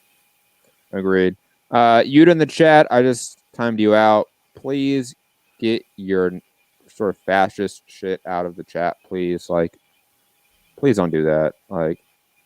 Shitting on Mexicans and Spanish is. The Spanish language is not going to get you far in boxing. Just being honest. Anyways, moving on. Barrios. Matt J. Hold on, Matt J. saying, what pay-per-views are they up against? It's only in Triller, right? There might be a Triller event that same weekend, but they're not up against the Canelo date. This is the week before, 2 weeks before, I think, actually. They shouldn't be up against anything in terms of boxing, to be quite honest. Maybe a UFC pay-per-view. That's a possibility. I haven't checked the schedule that far in advance. But digressing. You want to get to Barrios? That's not what I had up next. But no, we can go to that, Gary. It's fine. All right. It's fine. Let's get to that. I know you want to talk about this. Gervonta Davis, Mario Barrios in the works for the summer. Mike Coppinger, and I believe someone else, Keith Idek, I believe, reported this as well. I saw Coppinger, yeah. I believe someone else reported it first, to be quite honest, but I could be wrong about that. Look, I mean, Gary, you said at the last show or the show before that Gervonta Davis is going to be at 140. Didn't you say that? Well, Tank Davis said that he was asked if he was fighting at 30 or 35, and he said neither. So then we kind of started applying speculation game. He can't do 126, So Gary Russell Jr. would be out, and Russell would fight at 130. Anyways, the only other weight class he could be talking about was 140. And then you said he was just having fun with the media, which I said, okay, maybe. Yeah. But he fought on the same card as Barrios. He fought a kind of tall Mexican fighter. You know what I'm saying? Like, to me, like, they put Barrios on that card. And I could be totally wrong, but they put Barrios on that card for a specific reason. Yeah, maybe it was for that reason. I can say this, that I don't know why they're doing this. This makes no sense to me. Because Barrios has a belt at 140. You may not think it's a real belt, but he has a belt at 140. So now that he's going to be a 3-weight division champion all at one time. Has there ever been a guy, Ray Robinson, Armstrong, anyone ever held 3 belts in 3 different weight classes at the same time? I don't know the answer to that. You know what I'm saying? Like, it's a marketing ploy to me, and I don't know how close we are. It's a rumor. I don't know where we are, but if it happens, Tank would get knocked out. But like, has there ever been like? So it's a marketing ploy to make him the first guy to ever do that. I would think like that's why they're doing it. I mean, you're right that that's what it is, right? Of course, you're right that that's clearly the attempt here, but it just makes no sense. I mean, first off, I can really easily argue that marketing ploy doesn't work. Right? Like, how many more fans are you going to get for Gervonta Davis by doing this marketing plan? You know what I mean? Like, are you going to give him another 100,000 Twitter followers? I don't know. You know what I mean? Like, are you going to give him another 100,000 pay-per-view buys? Like, these are all, like, questions I would have if someone in an executive room, in the marketing room, was like, let's have him fight this person for a regular belt so we can market him as this and blah, blah. I'd be like, why do you think that would actually give us a ROI? Like, why would you think that? Because I don't see anything that would make me think that, yeah, beating Mauro Barrios and being a simultaneous 3-division WBA regular champion doesn't do much. Like, like, what the fuck are you talking about? But that is clearly what it is, because there are better names for him at 130 and 135. They're more meaningful fights for him in those divisions. It's not an issue of the weight cut, in my opinion, because Gervonta Davis is not a big guy. The dude's like 5'2".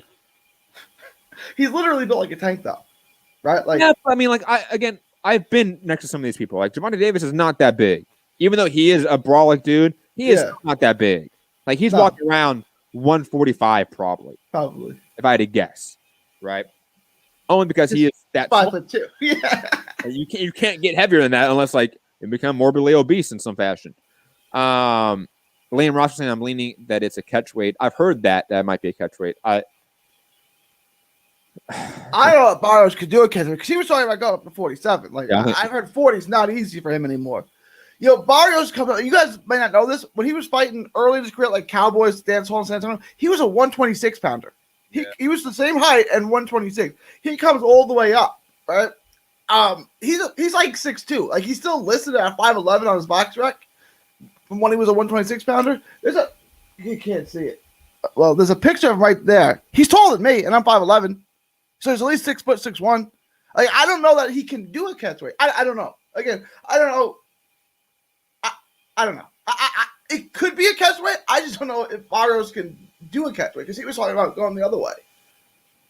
Now let's get to the actual fight, because I know you're gonna wave the flag and pick Barrios, but Barrios lost to Akhmadov and got his face broken. I don't agree with that at all. But okay, was it a draw? No, he won. That's how he won the title. He knocked him down 3 times or something like that. Twice? How many times did Barrios knock Akhmadov down? It can't be 3. It was 2 or 3 times. Dude, if you knock someone down 3 times, but you're the one that has your face broken in, doing something wrong there. It is a fight, and Akhmadov's really good. So I mean, Akhmadov is really good. He is. Gervonta Davis is not just really good, though. I agree, and he's also not 140 pounder. He's also 5'2". He's not. That's why, like, it's a risky fight, because Mauro Barrios is a tall guy that uses his height and his reach quite well. Like, he's not one of those tall, rangy fighters that, like, I yell at to, like, use the jab and to, like, establish distance, like Robert Easter all the time. Like, he actually, like, does what he is supposed to do in a lot of fights. So I mean, I think Barros is a quality fighter. I thought he was a top 10 guy at 140. This is a trap fight in some ways, so I do like understand why Gary would pick Barrios still. But Gervonta still should be able to get under that jab and be able to connect with the harder punches.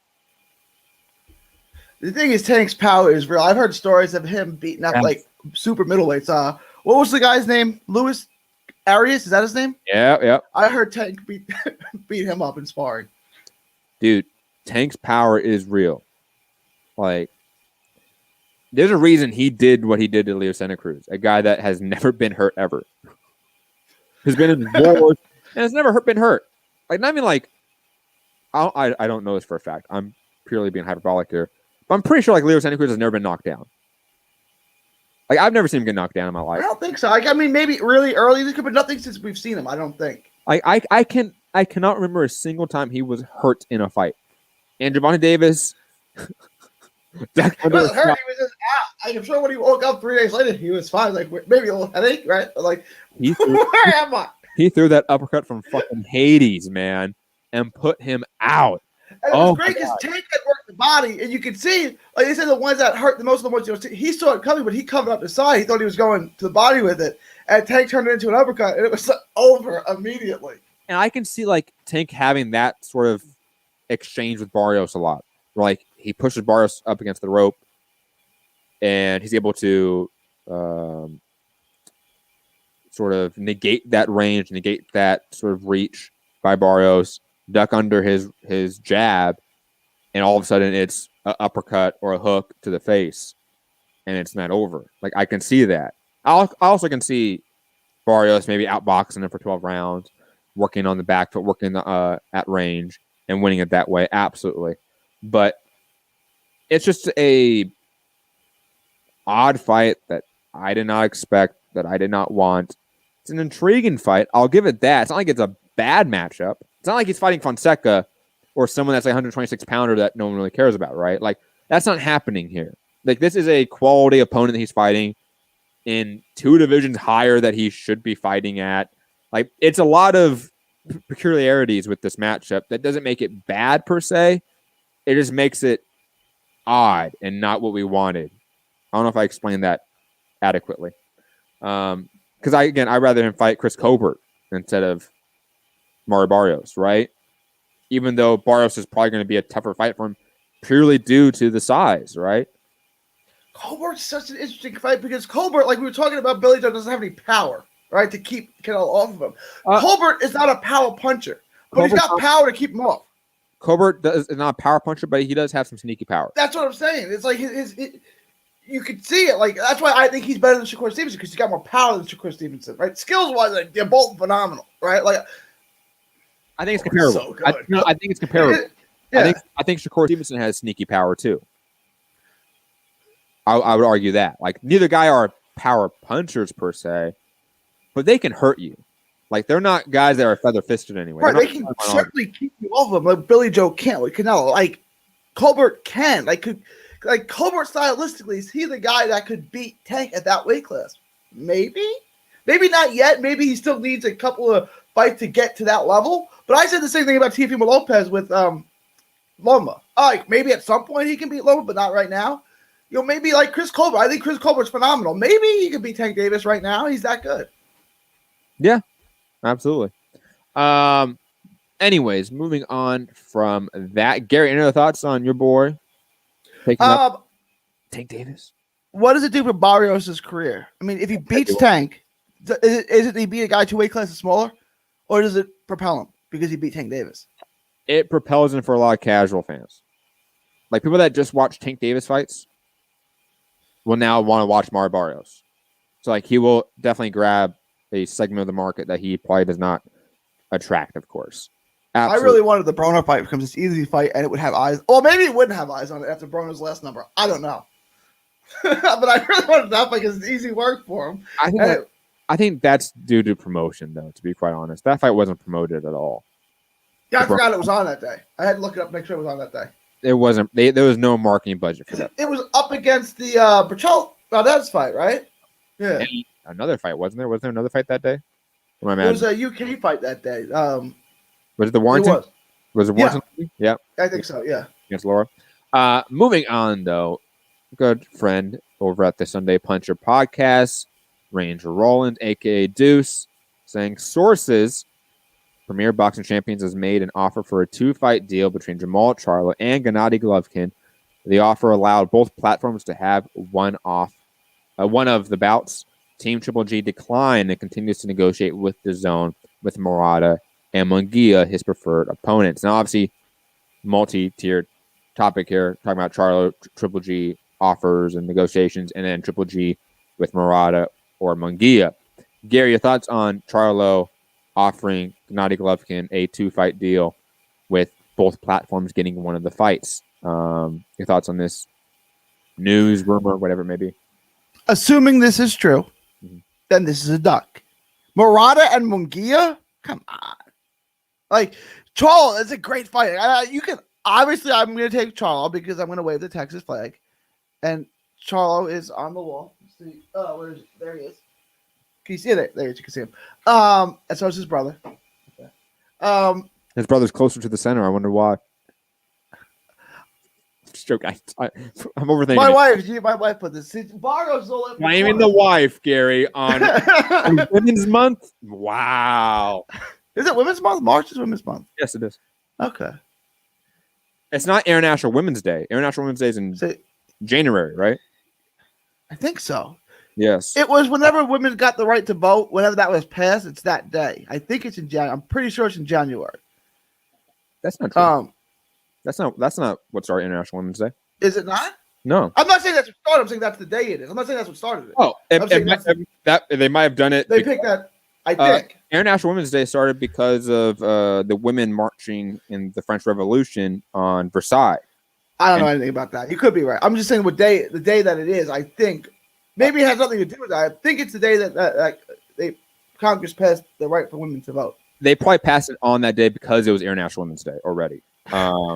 Because like International Women's Day it's been observed for a long time. Like the women marched in the Russian Revolution in 1917 on International Women's Day to the Winter Palace, and they did it on International Women's Day in remembrance of the women in the French Revolution.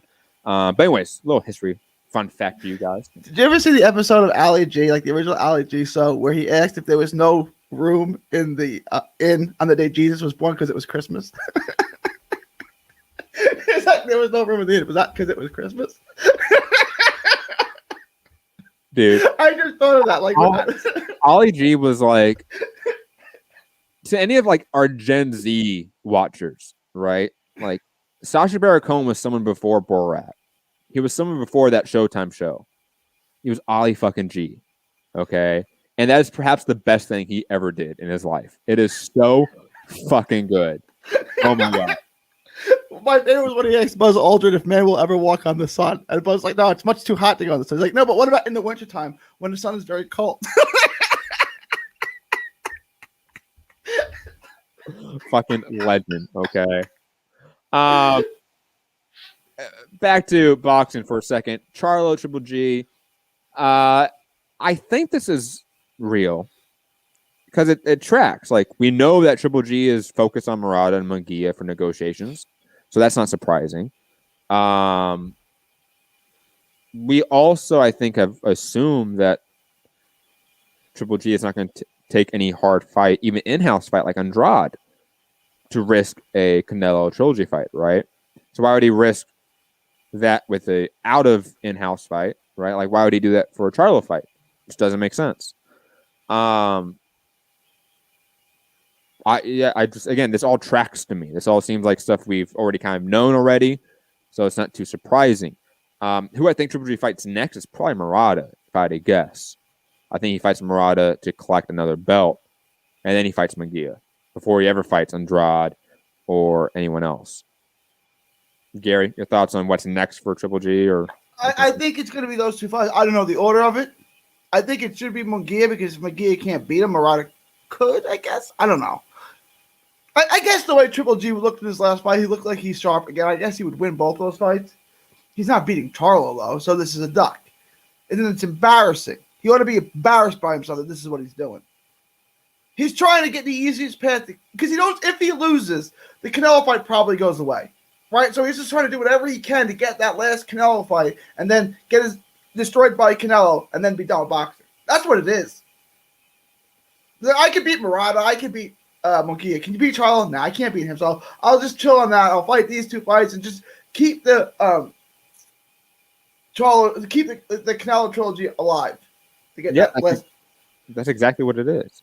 You in the chat saying I cannot see how PBC can afford Triple G's $14-15 million per fight that supposedly gets per fight. First off, I think it's less than that. I think it's around $7.5 million he gets guaranteed plus equity, which is supposed to give him around $14-15 million. But if the company is not doing well, then your equity doesn't mean shit. That's just the reality. And I also will assume, though I don't remember if this was announced or confirmed, that in the phase of restructuring that DAZN had in 2020, Triple G's deal was restructured as well. They never really released what it was, but we can assume it didn't go up, right? Also, they did announce that they restructured Triple G's deal, right? They didn't announce what it was, but they did talk about restructuring his deal, right? For the Zamorata fight, right? Gary, didn't they talk about that? Yes. Okay. Yes. Okay. Also, since we now have DAZN doing pay-per-view, the co-network pay-per-view is absolutely possible for DAZN to make a Triple G Charlo fight, or DAZN gets it one time, then Fox gets it another time. It's absolutely possible to do that and to recoup the money that you would need to spend on that fight, or you don't recoup it and it's a loss leader, which a lot of companies have. DAZN has loss leaders, Top Rank, ESPN, Fox, PBC, the Golden Boy, they all have loss leaders. Okay, that's just the reality of business. Gary, any other thoughts on Triple G and Charlo?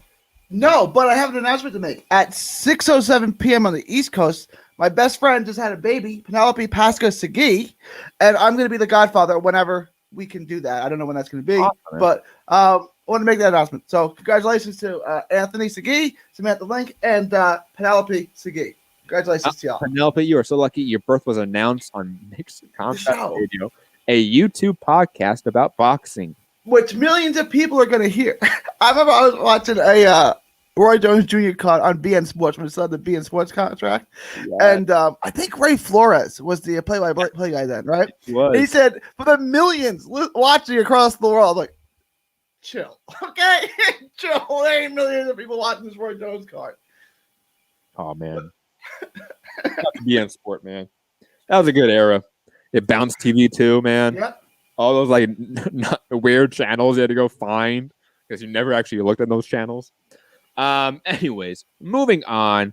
Speaking of cross-network fights, Loma and Devin Haney have been talking on social media and have been trying to make a fight. Gary, where has Loma been, by the way? He's still trying to figure out why he lost, making excuses. He hired a private investigator to hunt down the judges that were obviously paid off by Anthony Durrell and Mark Breland. Oh, wait. Sorry. Different fight. My bad. Mixing up excuses there. No, I mean, I want to wait and see when we hear from their respective promoters and network executives to go, yeah, this fight's actually happening. Because now it just seems like fighters are talking. And that's not enough for me. Like, if they are saying this and both promoters are saying it, then there's a lot of smoke to that potential fire of this matchup. This just seems like fighters talking on social media at this point in time. Not that it can't change, not that it's not going to change. I just don't know that we're going to get Loma Haney in April or May. That would be awesome, though. I just don't know why Loma or Bob Arum would do that. I know Bob Arum has even said that he doesn't want to do that, and he kind of wants to save Haney for later when he can poach him from his Matchroom deal. Gary, any thoughts? I don't think this fight's going to happen. I don't think. Look, I think Loma would win the fight, but I don't think they're risking Loma taking another L against another one of these upstarts. I think they're going to bring him back slowly. I don't think they're going to jump into a Lopez rematch because he can't win that fight. I think they're going to bring him back, maybe see if they can bring him back down to 130, try to get him about there, and set up a Shakur Stevenson fight, go that route. I don't think, and that's a year from now. I don't think they're going to throw him right back in with one of these top lightweights and see how it goes. I don't see that happening. Unless he really wants it, unless Loma demands it, but I don't see that happening either. It would be, I think of a comparison here.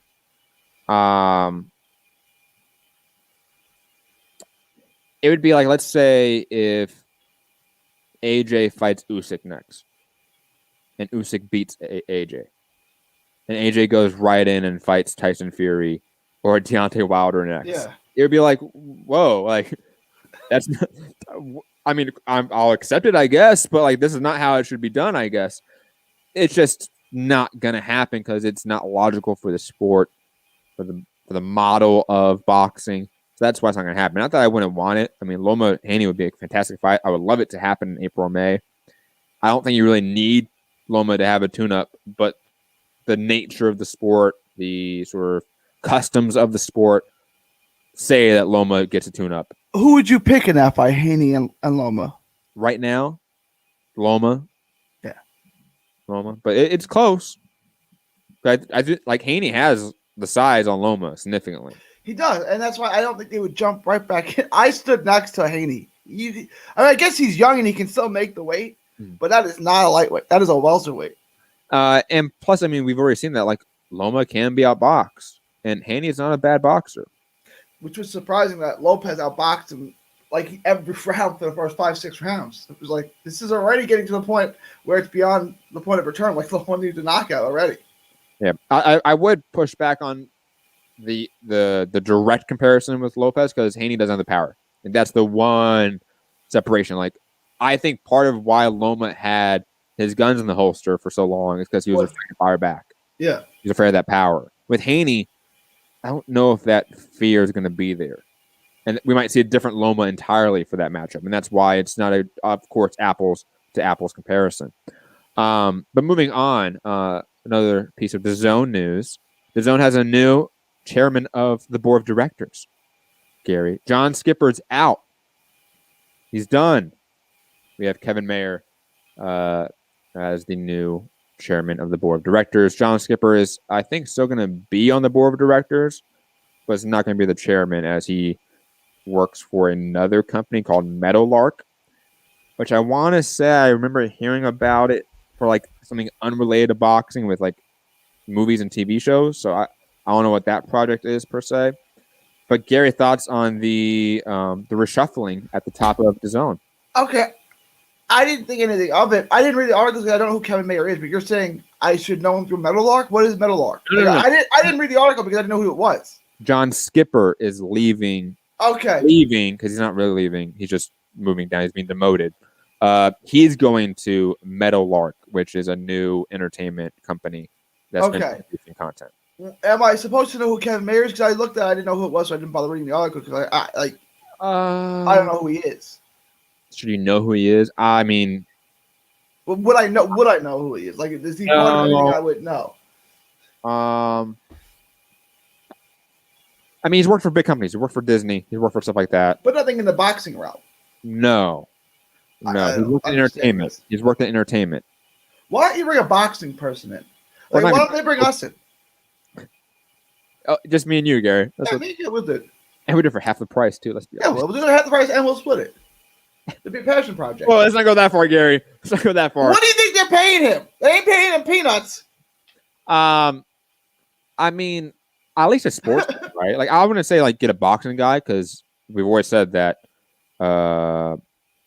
boxing it should not be the priority for DAZN content in the U.S. But it is because they don't have anything. It is right now, but long term it should not be, right? So you should get someone that has been in the streaming industry already, but that's in sports streaming. Okay, then there should be like DAZN boxing. It should have its own department, right? Like there's a DAZN boxing guy. Like I was talking to one of my friends, I said DAZN, I was like, that's the boxing app, right? That's what it is in the US, right? I said DAZN. So I was like, that's the boxing app. Like I get that wasn't their goal, but that's kind of what it is. Here is Mayer's resume, okay? At the very top here. Mayer was previously chairman of Direct to Consumer and International at the Walt Disney Company. There he launched and ran the company's streaming businesses, including DAZN Plus. Sorry, not DAZN, Disney Plus, Hulu, ESPN Plus, and Hotstar. I don't know what Hotstar is. As well as overseeing DAZN's global advertising sales, content sales, channel sales, and international operations. Prior to that role, Mayer served as Disney's chief strategy officer, leading the acquisitions of Pixar, Marvel, Lucasfilm, 21st Century Fox, and BAMTech. I mean, clearly the guy is a big wig in the industry. It's not like he's a bum off the street, Gary. I'm not criticizing the guy. I don't know anything about the guy. I don't have any opinion on him, mostly because I never heard of him before, right? Like, but I don't know. Like, just don't make the app look like ESPN Plus. I saw that this ESPN Plus ties there. Don't make the DAZN app, which is great, look like the ESPN app, ESPN Plus app, which is complete trash. You can make it look like the Disney Plus app. That's fine. But don't make the interface like the ESPN Plus app because that's completely trash. I don't know how you put your name to that. I would argue that DAZN kind of looks like Disney Plus already. But they both have that clean Apple look. Yeah. ESPN Plus has a back on this. You may not get the reference, but it looks like the back of the yellow page. It's just I can't find anything. What is this? Dude, it's so sad that there's kids that watch Terminator, where he's going through the phone book and has to find the names, and they won't get that. They won't get why he had to do that. You know what I mean? Did you ever look at a phone book? I'm not trying to have you ever looked? Yes, okay. absolutely. Now when I was a kid, of course, I haven't looked at a phone book since I was probably 10ish. I can't tell you where ours in the house is right now. But when I was a kid, absolutely. Just we had physical maps. We don't still get phone books. They don't drop a phone book off at your house like they used to, do they? No. I don't think they do. But I remember using physical maps for road trips. A Hipster. And I forget when all of a sudden we all went to everyone just using their phone. I don't know what year that was. There was so you had Hagstroms, then you had TomToms and Garmin's, right? It was an app that a thing you put a GPS that you plug into your cigarette charger, right? Your cigarette lighter, and then Google Maps and everything at that. Yeah. Excuse me. But yeah, Gary, I'm not a fucking kid, man. Come on. You're right on the cusp of a millennial and a Gen Z. Yeah. So do the girls your age have a side part and skinny jeans, or do they wear mom jeans with a center part? Both. Okay. Depends. Because that's a feud, right? Between millennials and Gen Z, apparently. It's not really a feud between millennials and Gen Z, right? Because I mean, are you technically a millennial? Yeah, you are, right? Millennials technically they go from 82 to 97, in that range. So I'm on one end of it, and you're on the other. I think anyone trying to argue that when we phased out the super baggy jean phase, that was a bad idea. Anyone saying that was a bad idea is just lying. It was smart that we went to more slim fit jeans and cuts, to be quite honest. Now, maybe not skinny jeans, because I don't see really anyone, but you say girls, right? Guys don't wear skinny jeans anymore, right? There was definitely a phase when I was in middle school or high school where guys wore skinny jeans, and that stopped, right? I don't know why, it just did. We went to the slim fit or whatever, that style, right? But girls always kept wearing skinny stuff, either, leggings or skinny jeans, that always stuck. I've also seen people that are the higher range, the upper range of the millennials, still wear skinny jeans, still wear leggings and stuff like that. And I've seen people on the younger side do that. In terms of the side part and the center part, right? So I'm talking about hair, right? I'm not stupid here. I think that's a case by case basis. But I know most millennials I know wear skinny stuff. No one's wearing baggy clothes from 2002 anymore. The millennials wear the side part and skinny jeans. The Gen Z wear those baggy mom jeans, and they have a center part. What? Yeah, you got it backwards. The millennials wear the skinny jeans. The millennials wear the side part. The Gen Z with the mom jeans and have the center part. The center part I've noticed. I just noticed the mom jeans too. Just look at people. What's mom jeans? So girls girls wear like really tight fitting jeans, right? The girls now, Gen Z, if you're 18, you wear like baggy jeans, like your mom wore in the 90s. Okay. We're just talking boxing. Oh yeah, of course, right? Like the high waist style for women is like a thing now, but that's like a cross generational thing. Like that's just a in fashion thing. So what? Like the high, like come on, like I look, Google mom jeans, right? And the first like 4 jeans or stuff that pops up, like I see women from age 18 to 50 wearing that shit.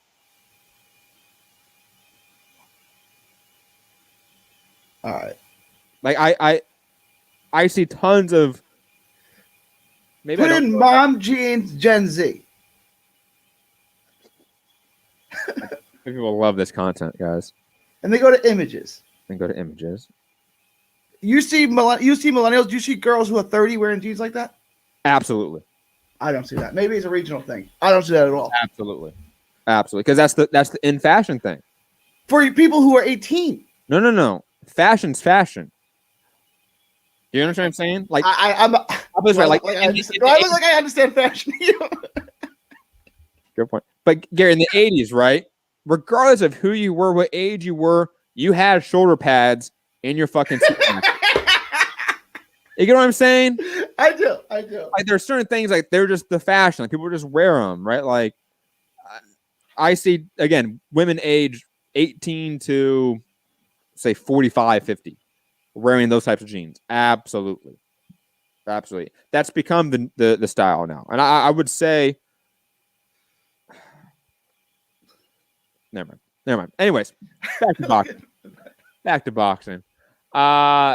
Let's round this off and just get out of here, guys, because I have 2 shows tomorrow I have to prep for and a show on Monday. I'm going to be a guest host on the Southpaw podcast on Patreon. Go check them out. A really good combat sports channel to support. Highly recommend them. I'll be on there talk about the top 10 scandals in boxing history. So that should be a fun show. But moving on, Dimitri Bivol and Gilberto Ramirez in discussions. Gary, your thoughts? It's a good fight. I mean, it's a good fight. Bivol should win, but I like Ramirez. He's a big guy. He's a strong guy, but I think Bivol would be way too skilled for him. But it's a good fight. It's a good fight that both guys need because both guys need a good opponent, and both guys would be a good opponent for the other. Absolutely agree. Tony Ye on the chat saying skinny jean rappers like Young Thug and Wiz Khalifa are trash. First off, take that Wiz Khalifa slander out of my fucking chat. Get out of here. Wiz Khalifa is the fucking legend, the GOAT. So I had a Gen Z playing a rapper called DaBaby. This is what kids are listening to nowadays. This passes for good hip hop. DaBaby's not bad. He has some good music. I don't know what song you listen to, but he has some good music. In terms of like party anthems, like there's just good party music. This is what passes for good music all right. Party music. It's party music, Gary. It's not good party music is Ignition by R. Kelly. That's good party music. Well, that's R&B party music. That's good party music. Okay. No. But Gary, Gary, come on. We have to be real about this, okay? Like, there are rappers in 2001 that were party rappers. That were like one-hit wonder rappers, right? Sure.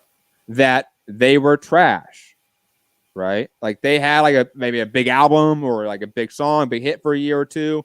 They put out party records. Sure. But you never expected them to be Nas or Jay-Z or R.A. the Rugged Man, right? Like it's different, right?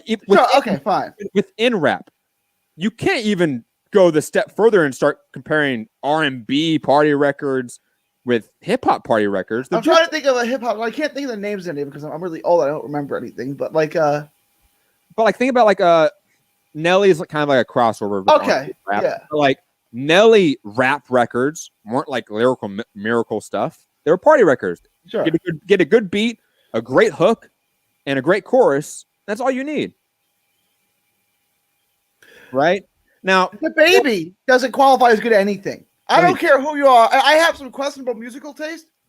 That's not good. The baby is not good. Hold on. Let me find some music for you, Gary. This is why I haven't listened to anything new in the last 8 years at least. Oh, Gary, stop that. This is good. I feel like my dad. This is good. You're a backpack rapper fan, and you're upset on a mainstream pop rapper and his lack of like musical ability. Is that what you're doing? Like, come on, Gary.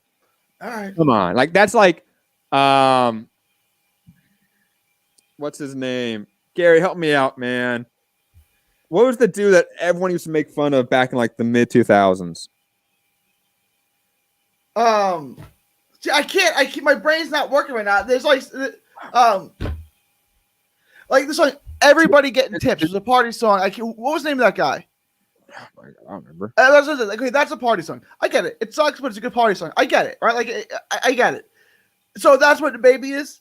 So like, do you remember what song? What? Do you remember what song you listened to? I couldn't understand what he was saying. Like, I really feel like my dad at this point. Like, this is good. How is this good? Right? Like, I don't remember. Look, but I remember they playing the baby, and I'm like, this is awful. First off, I would not recommend the baby for you for like new rappers because that's not your style of rap that you listen to. First off, but if you do want to listen to some of his good music, like Suge, Bop, those are good songs that like are just good party records. You know, in terms of like new rappers, let's do anyone with Griselda is a amazing lyricist. So Benny the Butcher, Conway the Machine. I know Benny the Butcher. That's okay. Fine. Benny the Butcher's good. Oh, he's amazing. I see what you're saying. Okay, I got you. Mozzie out in San Francisco, like, or I should say Sacramento technically. Mozzie is a fantastic rapper, like one of the best in the West Coast right now, without a doubt. Reason is fantastic. Who else do I want to shout out? JID. Oh my God, JID is amazing. You gotta listen to JID. Like, he is one of those that's like subtly like just dropping knowledge all the time. It's amazing. No Name, fantastic female MC. Highly recommend her. Rhapsody, fantastic female MC. Highly recommend her. Who else, man? I'm trying to think of some people right now. Let me go to music. I can talk about music all fucking day, guys. I'm sorry. I can really do. Che Noir. Oh my God. You gotta check out Che Noir. Amazing lyricist. Stove God Cooks. Big Crit. He's a Southern rapper. You should like Big Crit, right? I don't know. I don't know what that is. Oh, you like Big Crit. I think he's from... He's not from Texas, but he's from the South. I think he's from Louisiana. I could be wrong in the state. Southern rapper, so has that style. And kind of like that old school 90s Southern rap style. Like, you would love Big Crit. Absolutely recommend. Who else do I want to mention here? Black Thought, but he's not new, but he's gone solo in the last few years. So like, I have to recommend Black Thought, who was from The Roots, of course. Boldy James out in Detroit, fantastic new rapper. Who else? Currency is not new, but I love Currency. Shout out to Currency. Dej Loaf, another fantastic female MC. El Camino, another great rapper out of the East Coast. Flea Lord, Ito, those are some good rappers as well. Yeah, there's tons of like lyrical like young guys. Joey Badass is still like putting out good music. Tony Ayo saying he's correcting me. He's Mississippi. Big Crit's from Mississippi. Thank you. He is from Mississippi. I now instantly remembered rhymes where he rhymed Mississippi. But no, I mean, you have to recognize that like you're an old hip hop head. The baby is Chingy and Benny the Butcher is DMX, right? I'm not saying he's good. I'm saying like, fine. Okay, fine. Absolutely. But I will say this: the baby does make good music. Like, he makes good party records. Like, I think that's without a doubt a fact. Because out of all like that style of rap, like the Blue Faces, the Lil Uzis, like all those guys, like the baby is probably my favorite out of that group in terms of just style and talent, right? Like, he's one of my favorites out of that circle of rappers. but he's not somebody I go to listen to. I'm a backpack rapper guy like you, right? So like Griselda's who I go to all the time, and anyone out of TDE. So all these new rappers that like Kendrick Lamar is tutoring and mentoring, all those guys are fantastic. Like Rashid Chappelle and Reason, they're fantastic. Like they are like some of the new West Coast wave that people need to pay attention to. Anyways, back to boxing. Last couple topics. Let's get out of here. Just confirmation of news and fights. Jose Ramirez, Josh Taylor is announced, official. It's going to happen May 22nd. Joe Smith, Vlasov, it's official April 10th. Dave Benavidez and Ronald Ellis, that's official now for March 13th. And Estrada, Chocolatito 2 has added some more to the undercard. Raymond Ford, Ammo Williams, and Otha Jones III. And just to finish the show and get out of here.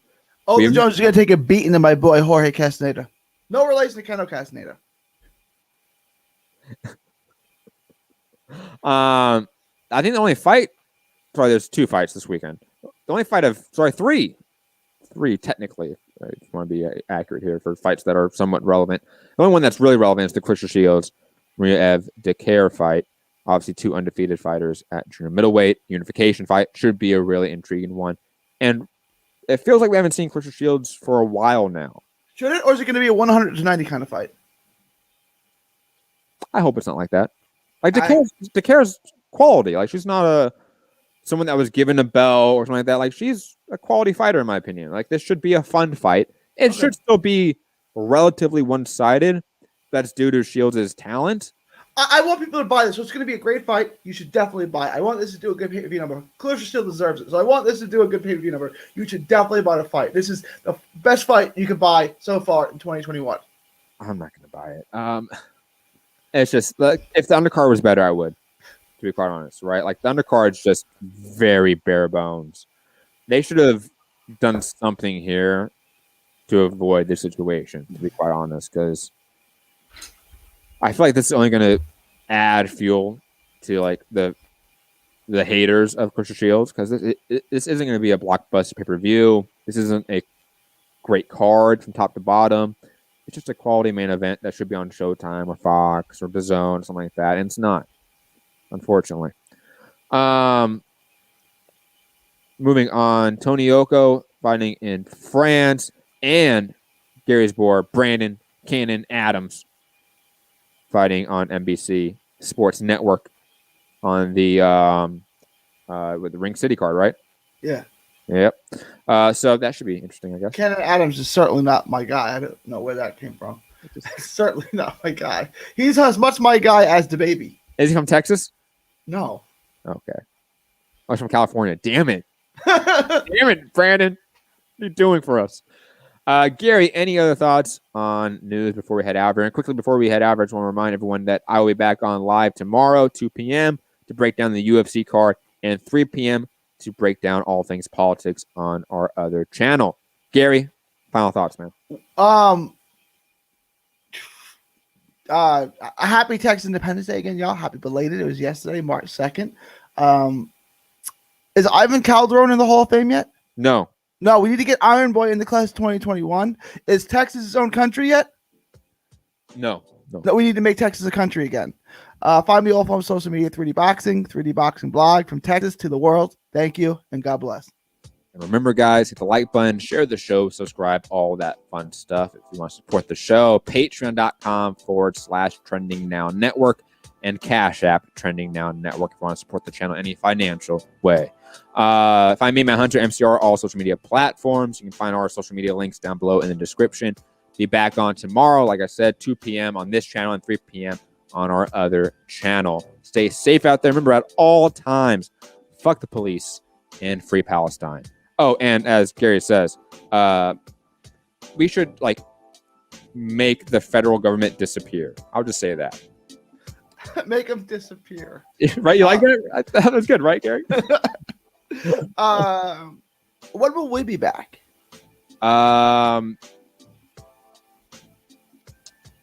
Let's be back on Sunday. I can do a Sunday show. Let's do a Sunday show. Okay. Because I think we can get Rob on a Sunday show. Maybe.